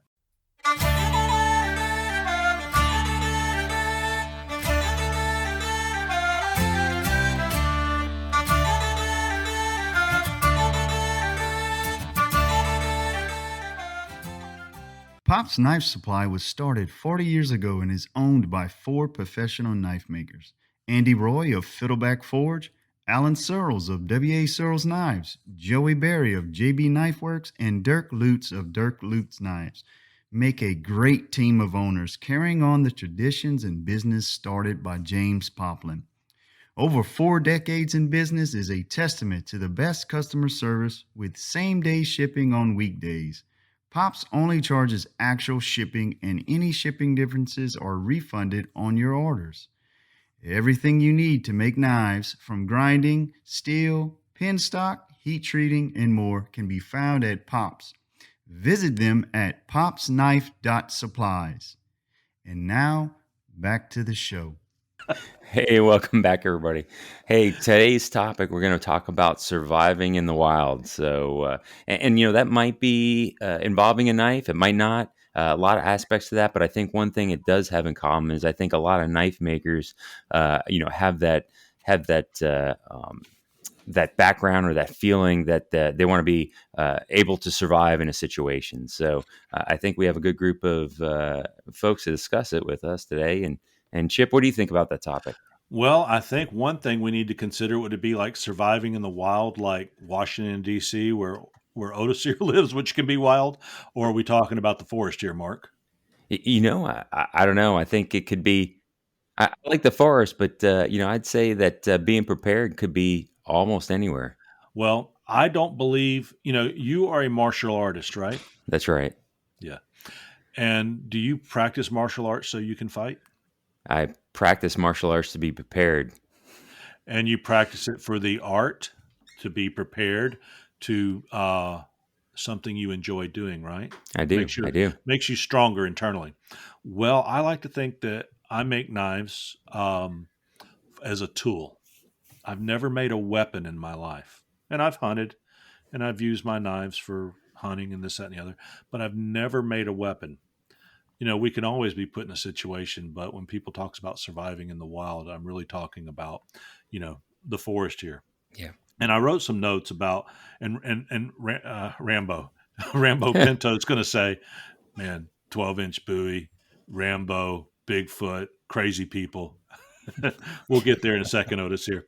But have you ever wondered what you'd do if you were involved in, say, like a plane crash or a car crash, or got stuck off in the forest in a car, or what you would do if you find yourself lost in the forest in a tsunami or hurricane? So this is a little bit more of a serious topic. So let's kind of talk about survival tactics. And it's not all about knives. It very well could involve a knife, and we want to talk about that. But how do you prepare yourselves for that? Now, I used to be volunteer forest ranger Chip, and it's kind of funny. It says I've lost a lot of contact with people in my lives. I guess I shouldn't have been a forest ranger leading people on hikes, but as you get older, we lose contact with people. But on a serious note, it's um, how would we take those experiences into the forest, even if you unexpectedly found yourself in that role? Who wants to go first? I think, but I think one of the most important things is that if you're talking about knives, the best knife that you're going to have in that situation is the one that you're actually carrying all the time, because the day you don't carry one is the day you're going to end up needing it or be in that situation. So, I think the first thing is to have something on you, if to be back to being prepared, right? And whether that's the 12-inch buoy, or if it's a small what did you call your knife, the pig, the turkey anus chicken knife? The turkey anus knife, so whichever one, for eviscerating a turkey. That's right. You got to have, first, number one rule is you got to have it with you. A tool. Yeah, that's right. Well, in my car, I keep a tarp. I keep a knife. I keep a couple freeze-dried meals. Keep a couple bottles of water in there all the time that I'm changing out, or this, that, and the other. I've got a way to make fire as well. I don't carry fire steels in my car. I like fire steels, and I can make primitive fires. I used to do demonstrations for the scouts and stuff as a scout leader and all. But the best tool you can have in the forest is a lighter, because it's much more efficient. Now, it's okay to have a little striker with you, but I tell you, a Bic lighter is much better than, hey, watch me do this. There's times for that if you're out there for 6 months and your lighter runs out of fuel. But I've always got something for shelter if I find myself off on the side of the road, because I do a lot of long distance driving. I'm not talking about around town. You're going between here or there, and you may be miles out of the way. If I'm out in the forest and I do that, I typically will carry like a 20-liter pack with me. And in there, I've got a couple days of food. I've got a knife. Otis here, I've got a very lightweight 2-inch knife with a 3-inch handle on it. And that's all I need. I've got some paracord so that I can tie rock buttons and put my tarp up into a tent or a cover. I have a Bic lighter. I carry a roll of toilet paper. This toilet paper serves many different roles out in the forest. Fire starter. I can't think of anything else to use toilet paper for in the forest. I mean, it's going to go full wild. So I've got, and I've usually got some thermal coverage. I bought a Black Diamond down blanket that squeezes down in the size of like a 12-inch bean can. I mean, it's a little tiny thing. So I've got a down thermal blanket that I can put in there and take out with me. So I've got cover, lightweight jacket, a tarp for to take myself out of the weather if I need to, the ability to make fire, wipe my bottom and start start the fire, and a couple freeze-dried meals. And that usually takes care of that. I also keep a spot device, which is a GPS locating device.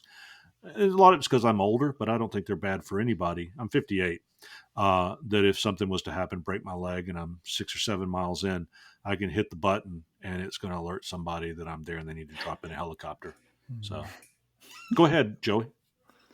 So I heard you say everything, all these things that you have, but I didn't hear you say that you had any kind of first aid kit. Oh, I'm sorry. I'm sorry. Yes. Okay. So you do? Yeah, I apologize. I do have a Ziploc bag that I've got antibiotics. I've got some roll gauze, and I've got some Band-Aids in it. But beyond that, I don't have anything. Of course, you can always make tourniquets out of stuff that you've got if you had something like that. But also, and I've got some ibuprofen and stuff like that, so that it would keep down swelling. Yeah. But beyond that, I haven't really found the need for anything else. I was gonna say, you might want to get you a cat T tourniquet. Yeah, we've actually got those where I work, and I have one in my shop, because if I ever cut myself bad in my shop, I wanted to be able to stop that. That's right. But the tourniquet you're talking about, a cat, I don't have one of those in the force, but I wear a belt, and I have the ability to put something in it and cinch it down, and then I can find something to tie it off. So. And the belt will work, but those tourniquets are way better. Yeah. Oh yeah, they are. Yeah. But for me, I'm always talking about keeping my weight down a little bit. Also, not on me, but on what I'm carrying. Yeah. Another that's good, an excellent idea. Yeah, tourniquet. Even the little TK4 tourniquets, those are good too. I keep that on. I have what my kids call a little man purse. It's a little 511 little bag that I keep. Right. And I have like sterile gauze, and I have a tourniquet in there. I also carry concealed weapon in there with about 5 or 6 extra mags. Styrofoam cup and some Knobs Creek. I mean, you may have to sterilize. That's in my bigger man purse. Gotcha. Yeah, that's in my. But yeah, I carry a bunch of first aid stuff. Inside my truck, I'll probably have rope. I got blanket. I got pretty much all the essentials you spoke of. Yeah. Food, shelter, warmth. Yep. Some of the key things. I also keep not a water purifier. I keep a water filter. And the reason I do that is because in the United States, and I'm not telling you everybody not to go out and spend the extra money. You do what you want. In the United States, we don't have to worry particularly about viruses getting through. And the water filters that they make, you can buy one for $20 at Walmart that'll filter 100,000 gallons.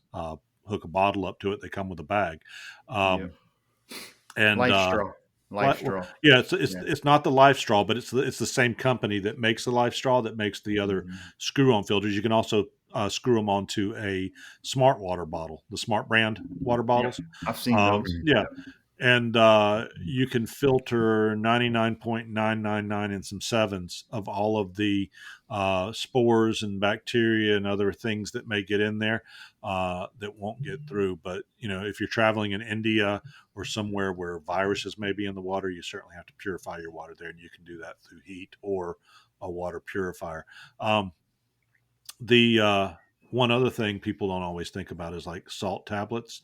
You're talking about your kid. I keep a couple Pedialytes in my little bag as well. You've reminded me of a couple of extra things I do, but I've got a couple of Pedialytes that I keep in there. So if you do a lot of sweating and you're out and you're lost or something, you can replenish those electrolytes in your body so that your heart and everything works properly. I have a bunch of Cliff bars too that I always keep with me. Well, that way, if you've got diarrhea, you can eat those Cliff bars and they'll plug you up, and you won't lose all that excess water. Boy, will they ever! Otis Sear, So let's talk specifically about knives. What kind of knife do we need in the forest? Uh, I was thinking about it, and everybody's asking. People ask, "Oh, what is the best knife? The best knife?"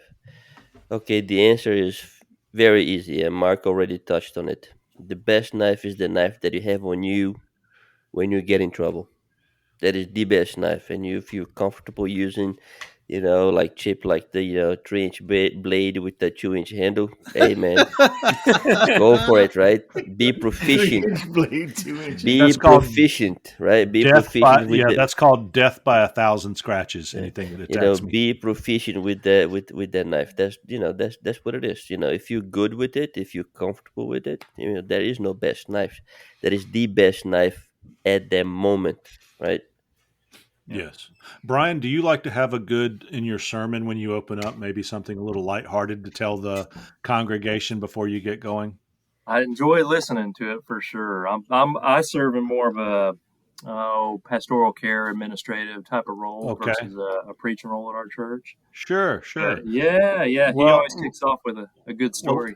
let me give you one that you can tell him he can use. The only reason you need a knife in the forest, Odysseer, is so that you can cut your string, use that knife as a tool. You do not need it to protect yourself. Do you know why? I learned this very early on. Anybody walks up that looks crazy or starts bothering you or just wants to stop and talk too much, carry a fork. A plastic fork's fine. Hold it up, look at them, bow your head and say, "Thank you, Lord, for this meal I'm about to eat."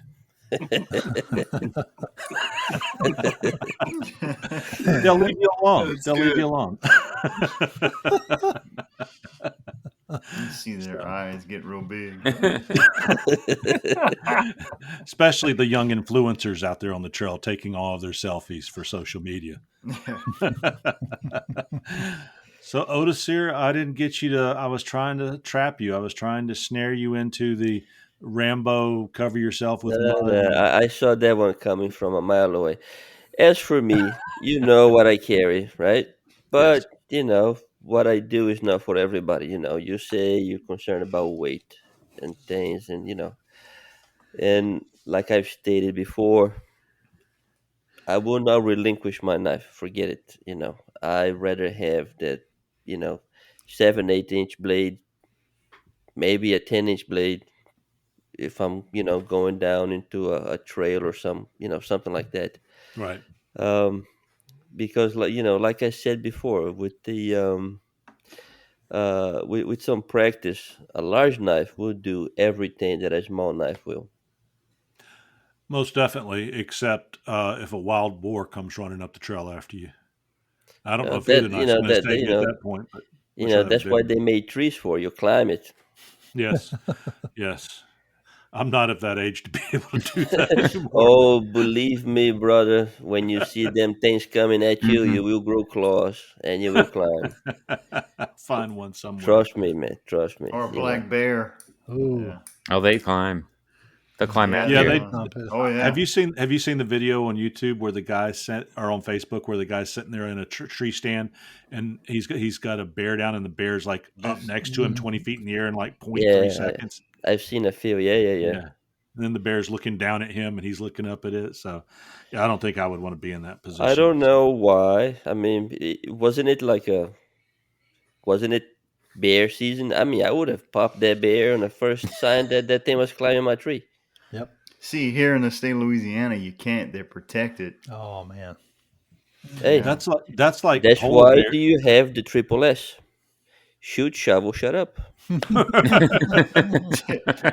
Somebody said it might have been on the show I was watching. They said if you ever get a polar bear, you need to be halfway down its mouth before you kill it. Your body Yeah. you need to be half eaten before you kill it, or you're Yep. going to jail for killing a polar bear. Yeah, I'm in like, Louisiana, if you shoot a black bear, you better have some marks on you. Yeah, that judge will be like, yeah, that it's that serious. They're that protected over here. Yeah. It's crazy. Yeah. Well, we ready for a break? Oh yeah. Let's go. Don, you look like the cow's filling up your eyeballs, so we're Let's do it. We're gonna give you a few minutes. We'll be right back.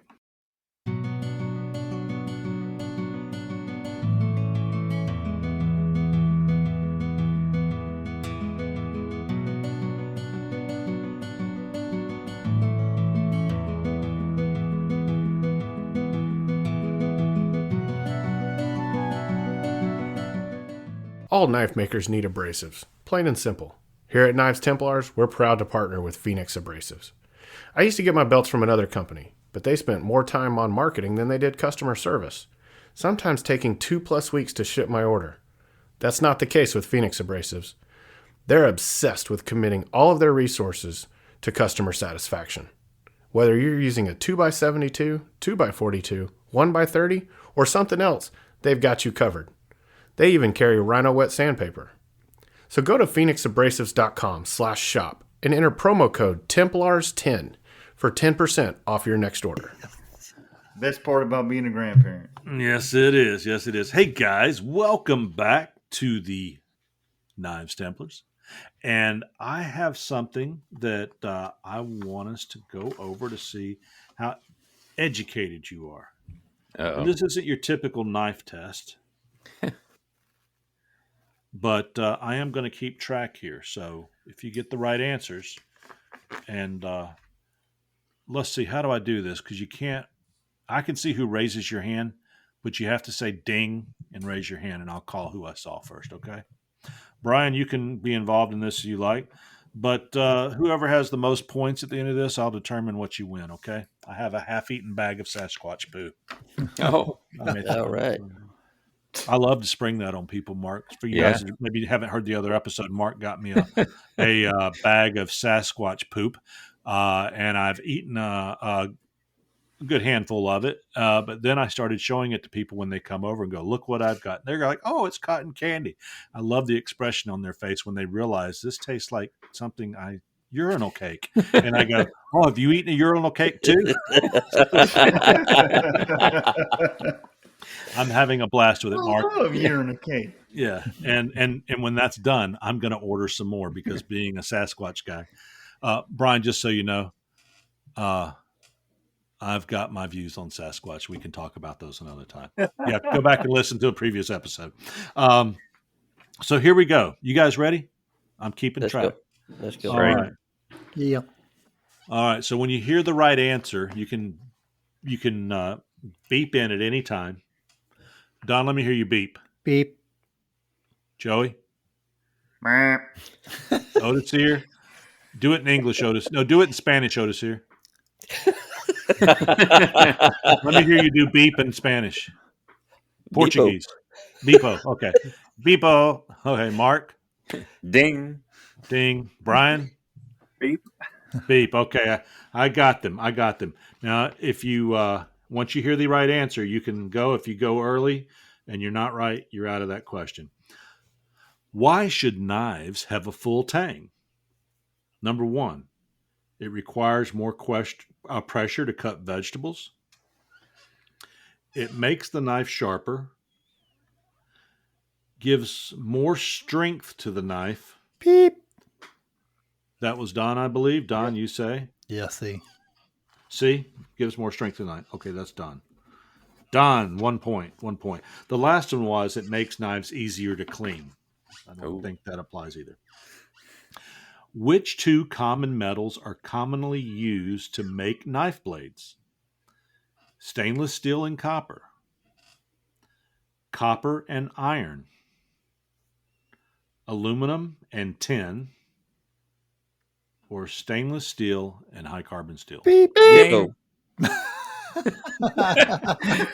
The tires. All right. Everybody gets 1 point. Everyone. All right, everyone. I'm not even going to have to get an argument with you on that. Aluminum. I did see an aluminum knife. If you go out on YouTube, there's a guy that makes an aluminum knife out there, and it's really beautiful and shiny. I mean, I know it won't hold an edge, but it was really cool what he did.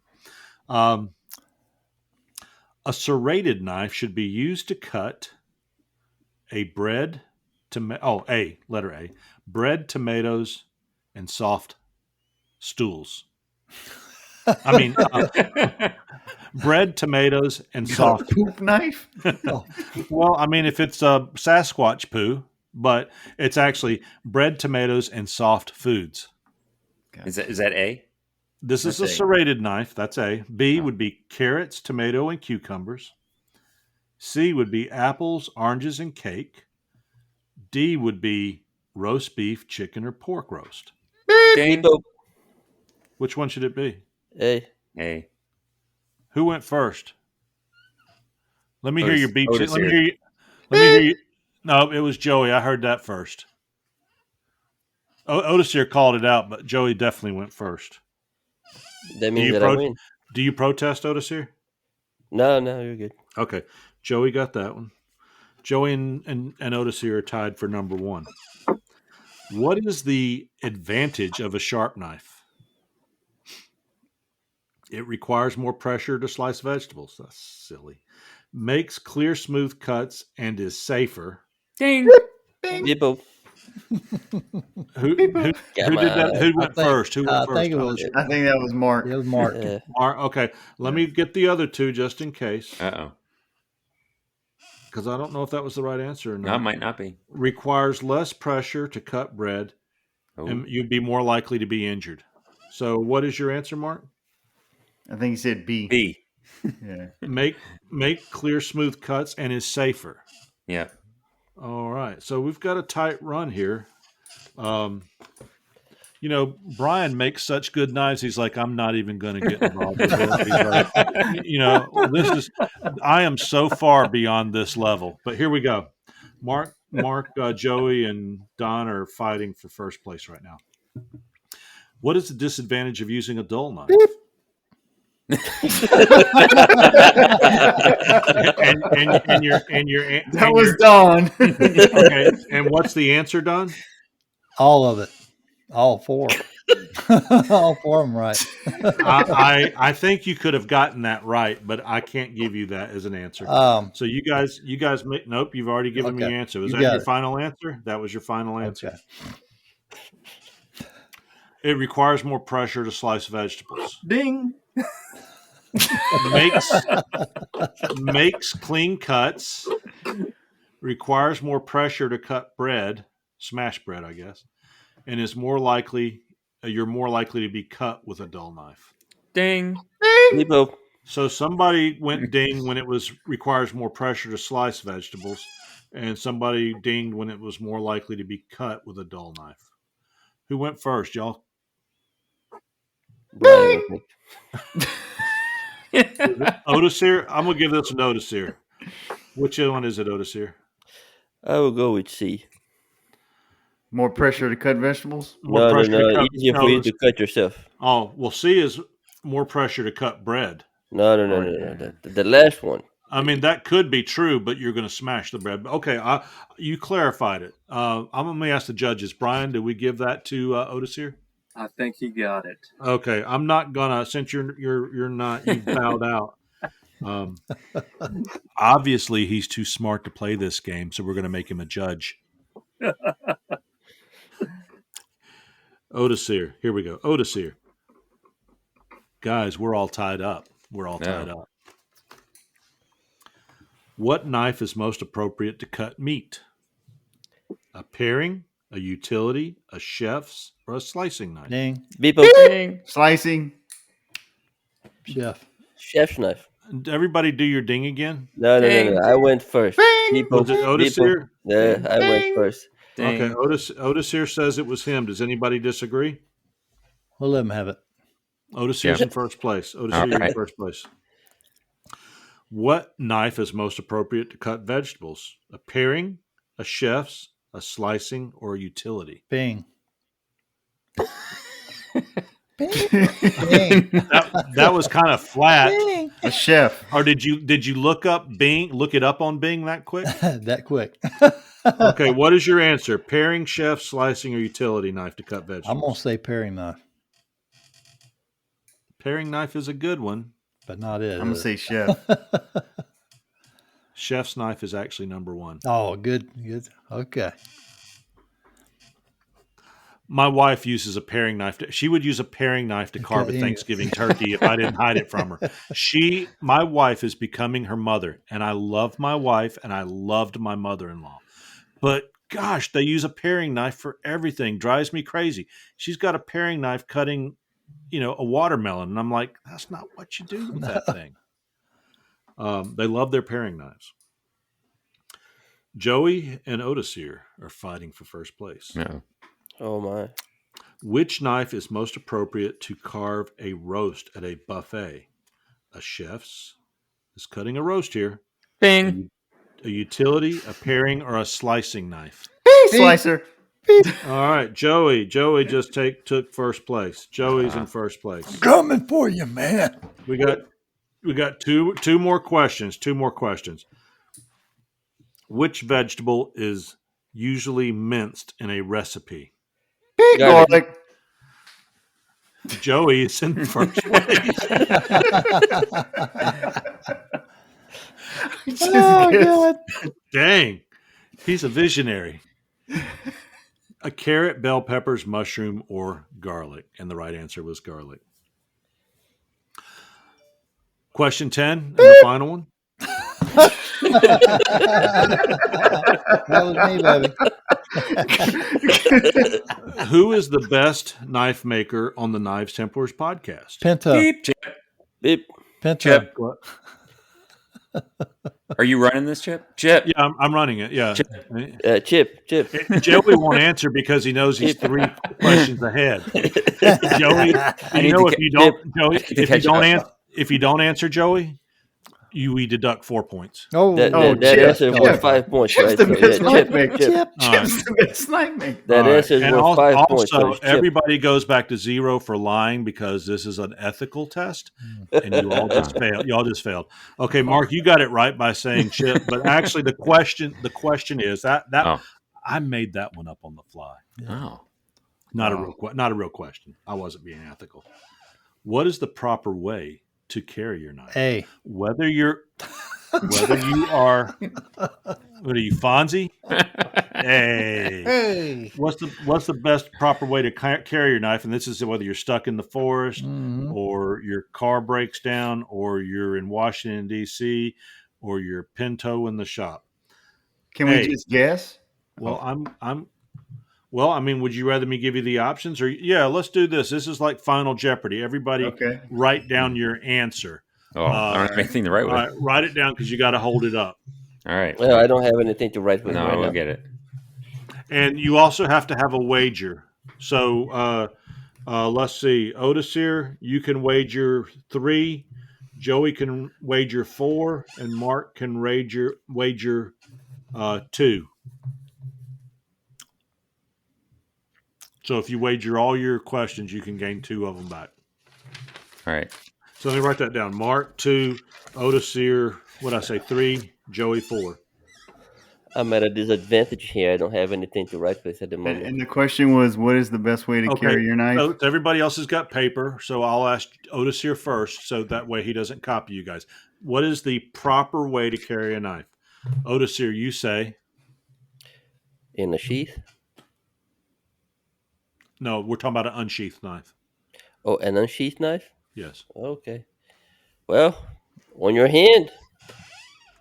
Is that your final answer? Yeah, man. Because, any way you carry a knife is going to be in your hand. Unless you're carrying it stuck into your rear end or something. But I got the same answer as Otis here. I said in your Well, just a second. How many, you can rewrite your answer real quick because I said it doesn't include you weren't clear on the question. You weren't clear on the question. You said the best way to carry a knife. You didn't say... Okay. Listen. Mark, you can wager up to 2. Otis here, you can wager up to 3 questions. Joey, you can wager up to 4. What is the best way to carry an unsheathed knife safely? Okay. And tell me how many you're wagering before you give me your answer. Otis here, you have no paper. How much you're wagering? All of it.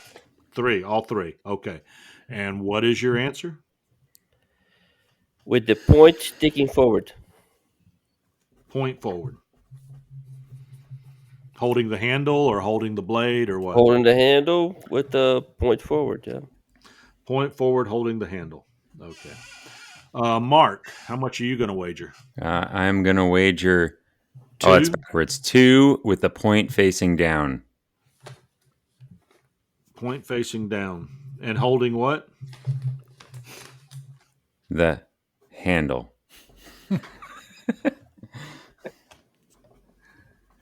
Okay. And Joey, what are you wagering tonight? Because you realize they've wagered a lot and they've given answers. So you can wager up to 4. What are you going to wager? I'm going to wager 2. Oh. You're just going to wager 2 because you're 3 ahead. You're playing it safe. Yeah, that's playing it safe. But Otis here could pull this one out possibly and beat him.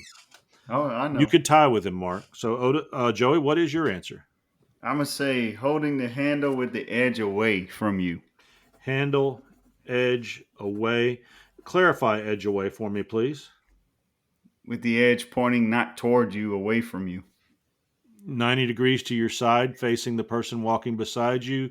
Forward, backwards, upwards. You got to give me a direction here. You said away. Pointing down. Carrying the knife. So you're pointing it with the horizontal. So he's carrying it like me. So the points forward and the cutting edge is pointing down. Yes. Okay. Point. So he's copying me forward. Right now. point forward. He's making stuff up on the fly. Point forward. Blade down. All right. So what is the proper way to carry a knife safely? Holding the blade pointed down is one answer. Holding the blade pointed towards you is another answer. Holding the blade pointing straight in front, yelling for everyone to get back. That's me. That'll get you shot, Otis here. Or D. If Otis here shot, then I guess I win then. or D, gripping the handle, carrying a long knife around extended with your arm down and the knife next to your thigh with the blade pointing behind you. Knife point down, holding the handle with the cutting edge pointing behind you is the correct answer. How come? I don't agree with it. And let me ask the judge, do we care what Otis here thinks, Brian?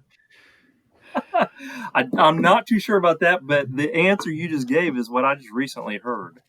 You're talking about this year, kind of. Yes. I actually work for a poultry company, and blade safety is one of our lessons, and that's actually the proper way. We teach them to lay their knives down, but if one has to be carried somewhere, it's point down, holding the handle next to your thigh. No, man, that seems very sneaky, like you're trying to hide your blade from somebody around you. So does pointing a knife at the crowd going, get back. No, that is considered open carry. All right. Well, yeah, okay. You see the knife, you know the knife is there. Joey is -2. Otis here -3. Mark -2. Joey wins by 1 point. Congratulations, Joey. Joey, I'll be sending you a pronouns T-shirt that says "Knives Templars. My pronouns are it will cut." Oh, be in the mail next week. Congratulations. But I will also, since everybody else is getting that, I'll also throw you in a piece of wood to make a handle out of. Cool. Maybe something really special. Do you like koa? Have you ever used koa? No, I haven't. I've got like curly, probably koa? 15. I don't know if it's not curly. I've got like 15 pounds of koa that my relative sent me from Hawaii. So I will hack you off a piece of that, or if I can get the whole thing in a box, maybe I'll give you a whole block of it. So I'll have to decide how generous I am. But you've got a piece of koa and a T-shirt headed your way. Oh man, cool! Appreciate Thanks it. for playing. Hey. Thanks for playing. The Price is Knives Templars. Great. Thank you. Man, we are so much fun. We are so much fun. Now I've got to tinkle. We'll be right back.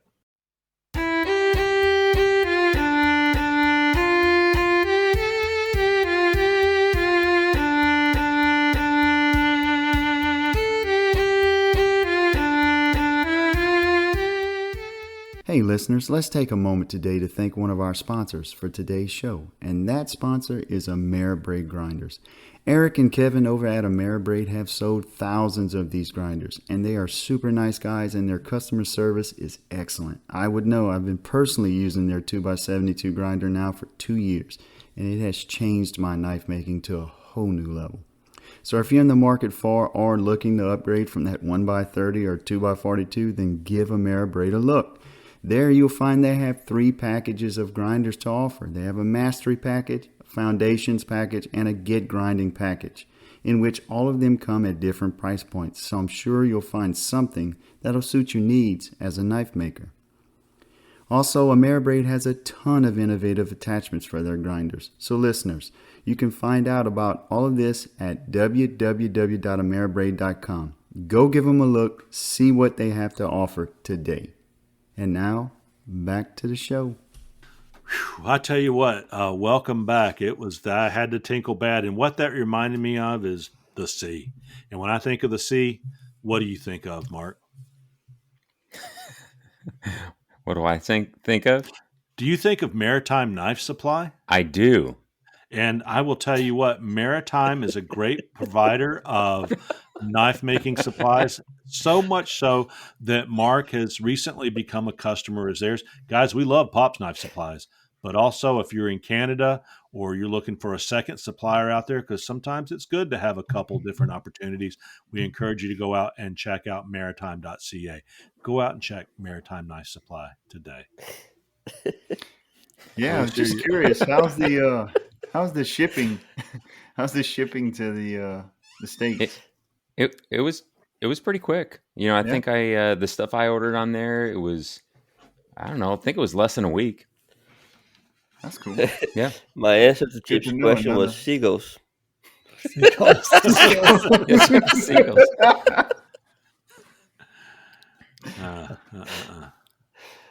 Man, we need to get you. I just recently ordered 2 hats, and I've got one now. And my my little Grizz hat will be here probably next week sometime. I know I've got some good hat makers out there. At some point in time, I'm ordering you a pork pie hat and sending it to you, Otis here. Pork pie. There you go. You know what a pork pie is, don't you? Yeah. It's a Heisenberg hat. Cool. Yep. Would you wear it? Oh yeah, of course. I am getting you a pork pie. You will get one in the mail at some point in the future. It's gonna be like that. What do you think about when you think about the sea? The first thing that popped into my head was seagulls. Seagulls. Well, it looks like your mind ran so far away it couldn't get away. I have to. You guys probably don't get that. So anyway, there's a group called the Flock of Seagulls when I was a kid. Oh yeah. Mm-hmm. Yeah. Sing that song, And I Ran. And I ran. Mm-hmm. Let me There you go. myself. All right, hold your breath. Thinking something sad. All right, here we go. All right, you're good. All right, that brings us to the week ahead, guys. Oh. We are at the 2 hour and 5 minute mark. Man, can you believe how fast 2 hours shoots by? It I goes get quick. on Friday nights. I'm getting dinner, and I'm going. Oh, we got 2 hours. Man, 2 hours on Friday night, and then before you know it, boom, it's over. And I've had a blast being on here.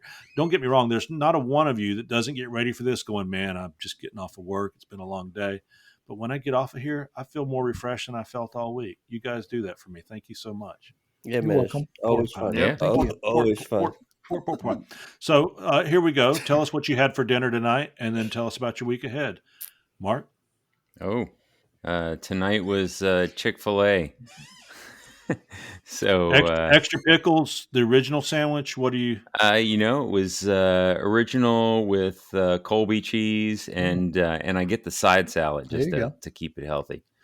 I need to tell you something. There's no self-respecting American in the world that would do anything to a Chick-fil-A sandwich. You don't put anything on it. It's the piece of chicken and the buns and 2 pickles. And a piece of Colby cheese. How dare you? How dare you deface that? If you want to do that to a chicken sandwich, go to Popeyes. Oh, that's true. Popeyes is good too. It is good. It is good. The creamy salsa sauce. That's what I put on it. There was a person I was with one time, and when Popeyes came out with their chicken sandwich, they had come to work, and this guy's actually a minister in a local church up here. He's a lay leader type minister. He's not a paid minister, and they brought it in for the big test, and he goes, "This Chick-fil-A is good. Now that's God's chicken." He says, "We're a chicken company." He goes, "At Popeyes, that's the devil's chicken, and it sure is." And he says, "It sure is tempting." So, but I've always been a Chick-fil-A fan. So, so what you got going on this next week, brother? So I'm finishing up 2 sheaths. I got the leather cut out for those for my last 2 knives. I just haven't gotten those done yet, and going to use that new saddle stitching pony that I got, and going to be working on that. Giddy up. Yep, and then I drew out a sketch for making a handle brooch, to make one. So I'm going to cut one out and try to make one of those. Put a little handle on it and see if that comes out, because I want to make another hidden tang and figure I could use that to help me out. So I'm going to see if that comes out. Joey, should he harden that brooch? Didn't you make a brooch? Should he harden that? Absolutely. I made mine out of some 100,000ths, 86 Pops 8670. Yeah, that's what I got, 8670. Yep. You may have been going to harden it anyway, Mark. I was just thinking about it when you said that. Well, good. Don, what's going on besides getting the pool ready for the family? Well, I had a big ribeye. Mama. Oh my goodness! Yeah, Listen at you. Good. A man after my own heart. Oh yeah, ribeye is about the best meat I like, man. If I'm eating steak, is. when I just Yep. Get what you want, man. Cry once, not twice. And that's the new saying around here, man. Cry once, don't cry twice. But no, we just making some knives. I'm gonna finish up a knife for a lady and get it out.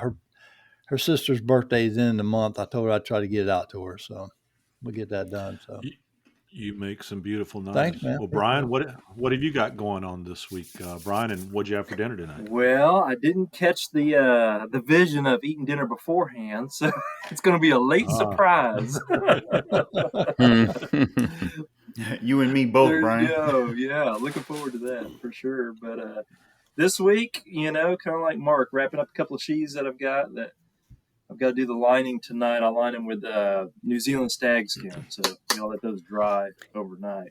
Yeah, I saw that. I was going to ask you about that. Is that so? Is it just thin, and you just you put some cement and glue it on the backside, and then make it normal? Is that what you do? Yeah, that's it. So it's about 2 ounces, I guess, and then glue it in and then stitch it in, right? Nice. Before you do the belt loop. So I've made that mistake before. We all know how that goes, but yeah. And then just working on a couple of orders. I've got a bullnose butcher that I need to get started on this week, and then we're hitting the road Friday for our son is a swimmer, and he'll be swimming at a meet at Texas A&M this next weekend, I believe. So, nice. Yeah. Cool. Is that what you do? Is that what I think they do this. He's not there yet. He's in high school, but he's hoping to get there. Gotcha. Roll Tide. There Roll you go. Tide. Roll Tide. Sorry, I'm stuck on that one school. I have a hard time getting past Tuscaloosa. Man, it's been such a blessing to have you on. No, here. I've really enjoyed it. So no, thank you guys so much. Stick with us a little longer. Otis here, what'd you eat for dinner besides water? Nah, I had some carne asada. It's fajita steak with some on a bed of onions. Although I don't eat the onions, I enjoy the taste, the flavor. With some refried beans laid on a fresh made tortilla with some garlic butter on top of it. Your wife make the tortilla? No. Today we actually went out to eat. We're enjoying our son's 14-day leave. So that's going to be my next. That's going to be my next 2 weeks. By the way, just taking him places that he needs to go, and I may not even hit my knife shop for the next. I don't blame you. I don't blame you. Yeah. So yeah. Even though he's on leave, he's still got stuff to do. So we have to take him around and go to the recruiter's office. Go to whatever it is that he got to do on his quote unquote time off. So Gotcha, that's me for the next 2 weeks. Would you tell him that us Knife Templar guys that have met him, and as well as the rest of Yep. us, we're very proud of him. We've seen his journey, so congratulations to him. Joey, you're going to go eat something for breakfast, an old crawdad or whatever's sitting around. Alligator tail. I'm gonna Alligator find something. tail. Either that. How does or that taste, I'll by make the me way? a I never good- had it. Alligator. Yeah. Like chicken. Yeah, it's Mhm. like catfish. Like I don't know. It all tastes the same to me. Catfish, alligator. I don't know. I may not be the one to ask that. You know, Bobby show. I don't mean that on a disrespectful way. It's just that you know, when people see, oh, this guy's from Brazil, or have you been playing with jaguars? No, not really. I mean, I had one We stare at wouldn't me. say that. I had We wouldn't say I that. had one stare at me. You know. Yeah. So you know. I thought they would say, "Have you been to a Brazilian steakhouse?" Joey, we know that you Cajuns will put anything in your mouth and eat it with some hot sauce. So Yeah, it's true. You'll survive Guilty end for times for longer than anybody else because you'll eat anything. Like a cockroach. I assume the new house is working out just fine for you. Oh yeah. Congratulations. Yeah, it's Appreciate awesome. it. Thank you. Yeah, congrats, thank man. you. And you're going to go find something in the refrigerator here shortly, I assume. Yeah, probably make me an egg sandwich or something. There you go. That sounds good. There you go. Sounds That's a good good. snack. And then this week I'm working on a sheath. I got a customer that had a knife that he bought from somebody else, but wanted me to make the sheath. So I'm gonna make that sheath, and then he texts me today and he's like, "Hey, I know you're a knife maker too." He's like, "Do you have anything available? And if you do, can you send me pics and pricing?" So I did, and then he said, "Not those kind of picks, sir."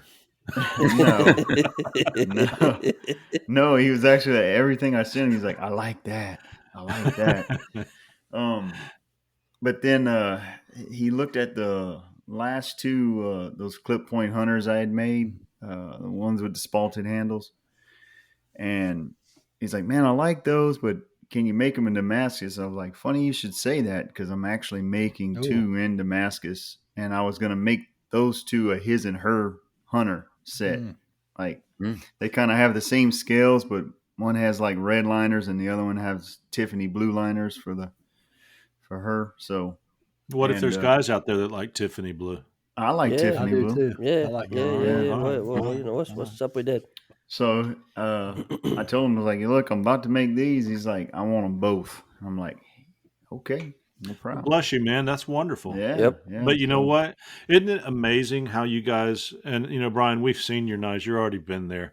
But us guys coming on and the people release. I had a guy reach out from my Instagram post today asking me to make a knife that I had made 6 months ago for somebody. And as artists, because above all, we're artists at different levels, different skills. Nobody makes an ugly knife. You know, if somebody, you know, puts a knife out there and it's just a different skill level or a different style. I've never seen a knife I would call an ugly knife. But it's neat to have that. So congratulations to you, Joey. And I got to get back in touch with this guy because sometimes is it more trouble to go out and make that knife again than it is? But, you know, when people reach out to you like that, I don't want to just ignore them. So I'm going to find a way to do this. I took the week off, just, you know, tired and doing a lot of work because I got two companies merging that I'm working with in my company, and it's kept me busy. So tomorrow I'm going to be out filing I've got a rat tail file to cut in the gut hook portion of that knife. And I'm going to do something I don't normally do that I know you guys do, is I'm going to go ahead and do that, sand it to its finish level, higher than its finish level. And then I'm going to heat treat it. And then on the next session, Sunday or Monday, I'm going to go back and grind in the bevels at that time rather than grind it, heat treat it, and go back and grind it again. I just think it'll be more efficient, and I'll end up with a cleaner edge, nicer looking bait. And like I think Otis here taught me this, you know, take it up to 800 and bring it back to 600 if you want, you know, just so you come back and get those nice even scratches. Yeah, Don. Yeah, I seen that gut hook. How are you gonna after you heat treat, how you gonna grind it? You gonna put in like a 1/4 inch off the grinder, or are you gonna try to file it off? Well, I'm going to go ahead and grind it in. Excuse me. I'm Pre. going to go ahead and file it in preheat Mhm. treat. So all I should really have to do is sharpen it, and I can use a Dremel, which I think could get away from you. So I'm probably going to take dowels with different levels of sandpaper and just go in and slowly work Okay. my way into it to get it where I want.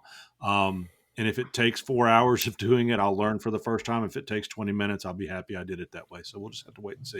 I'm going to use some Rhino Wet. So I've got the best paper out there to go after this particular task. So we'll see how that works out. Other than that, I made the best fried rice this side of the world tonight for dinner. Mm. And it's important for you guys to know you got to start with a good rice cooker. You got to have rice that's, sit in the refrigerator for a while. It's cooled down, it separates. The key to good fried rice is oyster sauce and sesame oil. Mm-hmm. You cook up that egg in some quenching oil, which is also canola oil. You put that egg off to the side. You saute some. Well, Otis here, pinto sauce would kill us if we saute it. But you take some onions and you saute them down, and you set that on top of the egg over in the plate you've got there. You throw that rice in there with some sesame oil, a little bit of canola oil, some oyster sauce, and you just start turning those rice grains. Just start turning them, and start drizzling in some soy sauce, low sodium, till you get it to the right color and the right taste. And then you take some Smithfield cubed ham, or you can get ham and cut it up, but I usually grab the Smithfield. It's usually cubed because my daughter-in-law doesn't eat shrimp, or it'd be shrimp. And throw that in there with some frozen peas and carrots, and turn it all till it's nice and warm. Then pour in that egg and onion mixture and continue to turn it over. This takes 15 minutes. It's not a long dish to cook. And then your neighbors will come knocking at the door and asking you where that came from. It's the best stuff in the world. There's just one thing you forgot. Egg roll? Sweet Thai chili sauce. Oh, you know what's interesting? My family, I use Thai chili paste. Mm-hmm. And my wife buys 5 bottles a week. That's how much Thai chili paste I eat. I eat that. Darn. When you say I eat that all over everything, I eat Thai chili paste. I eat it with cucumbers and tomatoes because that kind of kills the heat, but I love it. So yeah, I've got Thai chili paste off to the side, dumped on the side of the plate because the rest of my family would, they wouldn't go for that. So yes, you're exactly right. That's a good one to bring up. Yeah. Anything else, guys? Have we hit it all tonight? Yeah, I got one thing to say there, but if you got a minute. Yeah, I do.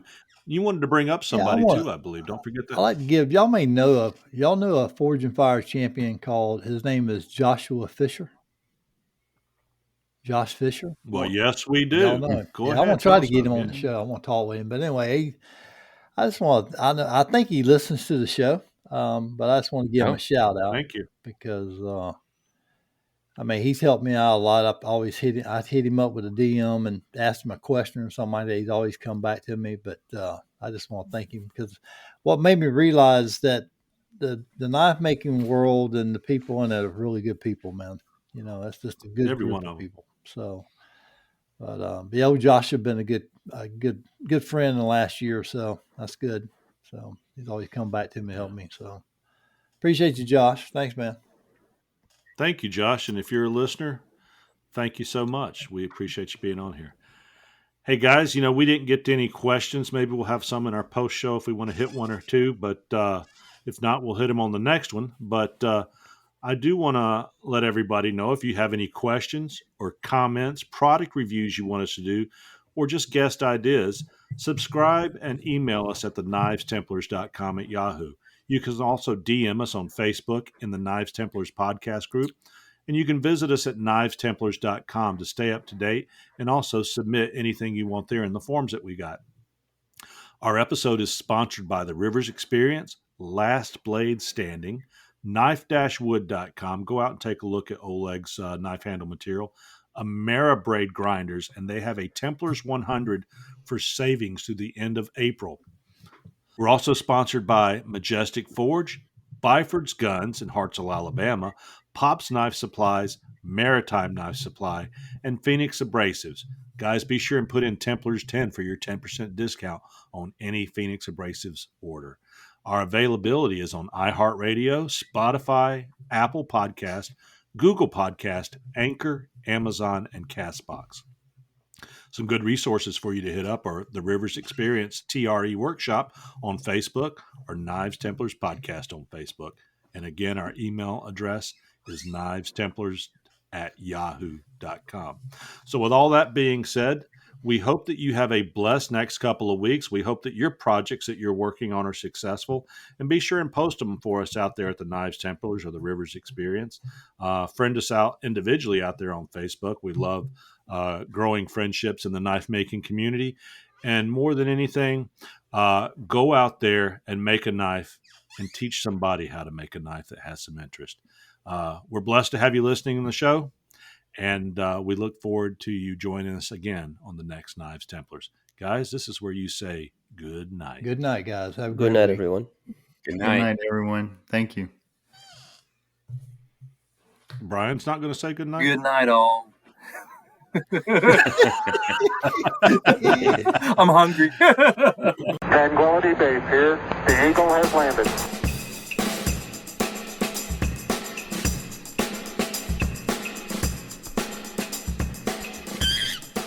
Well, guys, a quick post show because Joey and Brian are hungry. So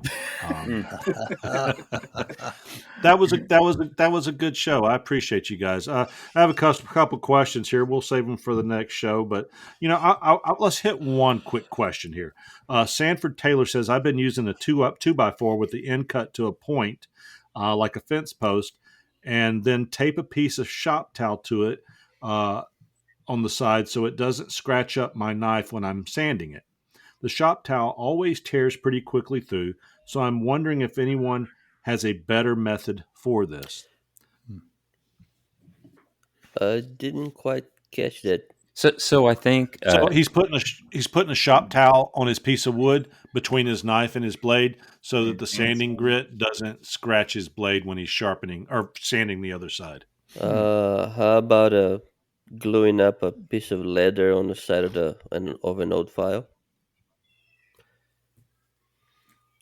For sanding? Yeah, hand sanding. Yeah.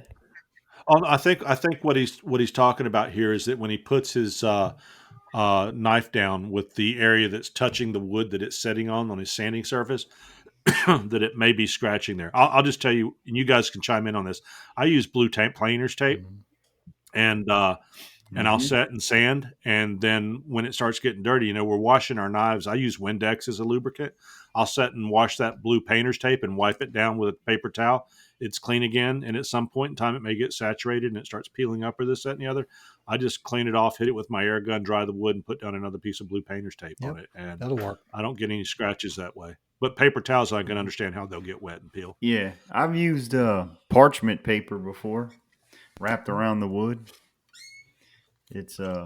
It seems to work pretty well. It doesn't soak up any of the Windex. So what you're talking about is he's laying the knife on top of a piece of wood. Yeah. While he's hand sanding it. Yes. Yeah, but when you flip it over, you got your freshly hand sanded side. When he flips it over, he puts a piece of paper towel on top of the wood to keep it from getting scratched. Okay, so Chip is gonna go all bananas on me right now, but I use nothing. I have a freestanding blade there stuck on a vise. You don't have no support. As long as you don't support. No, I don't. I don't have it. I don't have the knife supported on anything. It's the handle is clipped on a vise. So I have nothing under my knife at all. So my hand sanding moves freely wherever I go without me hitting anything. Yeah. The only thing I say about that, Eric. It takes some practice. I'll give you that. I stuck myself a couple of times, but while using that piece of wood over there, it kind of got in my way so much that I said, you know what, forget it. I'll take my chances with the bare blade. Yeah, don't ever impale yourself. Yeah. That's all I got to say. No. I hear what you say, and I see the safety side of it. If you're so concerned about it, I don't put this on the air, by the way. If you're so concerned about it, do whatever you want. You can put a cork on the tip of that blade to prevent you from sticking yourself in there. But as of me using a piece of wood so I can rest my blade on top when I'm nah, I can't do that anymore. Okay. Well, All I right. could Well, see you doing it, getting away with a hidden tang, but a full tang. Full tang, yeah. Yeah, Full I'll tang, tell you, you I've would. gone Yeah. back and forth, and I prefer the way Otis here does it with a full tang. But I go back and forth because I've got a vise that a guy worked up. I don't think he went to market with it, but it's fantastic. But I dropped something. I bent over to pick it up, and what do you think happened when I stood back up? that's what happened to Caught me. my Yeah. head right on the tip of that knife. Just to, you get tired working in the shop, right? And woo. I would say make sure you're wearing a Kevlar apron or something. Get you one of those Morocco aprons that he sells. So, well, guys, we are at the 2.5 hour mark. I know some guys' stomachs are rumbling. We answered a question. No problem, man. It's called we- intermittent fasting. That's right. I think we have fixed everything we can tonight. I think that we have put in a full day's work. So, guys, I hope you all have a blessed evening and enjoy your weekends. And I look forward to the next time we come together. It all makes us stronger. Be blessed, guys. See you. Have a great weekend. Bye, Thank you, Brian. guys. Brian, it was Appreciate a it very much. pleasure Great meeting meeting you, you. Brian. Good meeting you guys. Look forward to seeing your work. Brought to you by Porkhouse Productions. Oinky oinky oinky.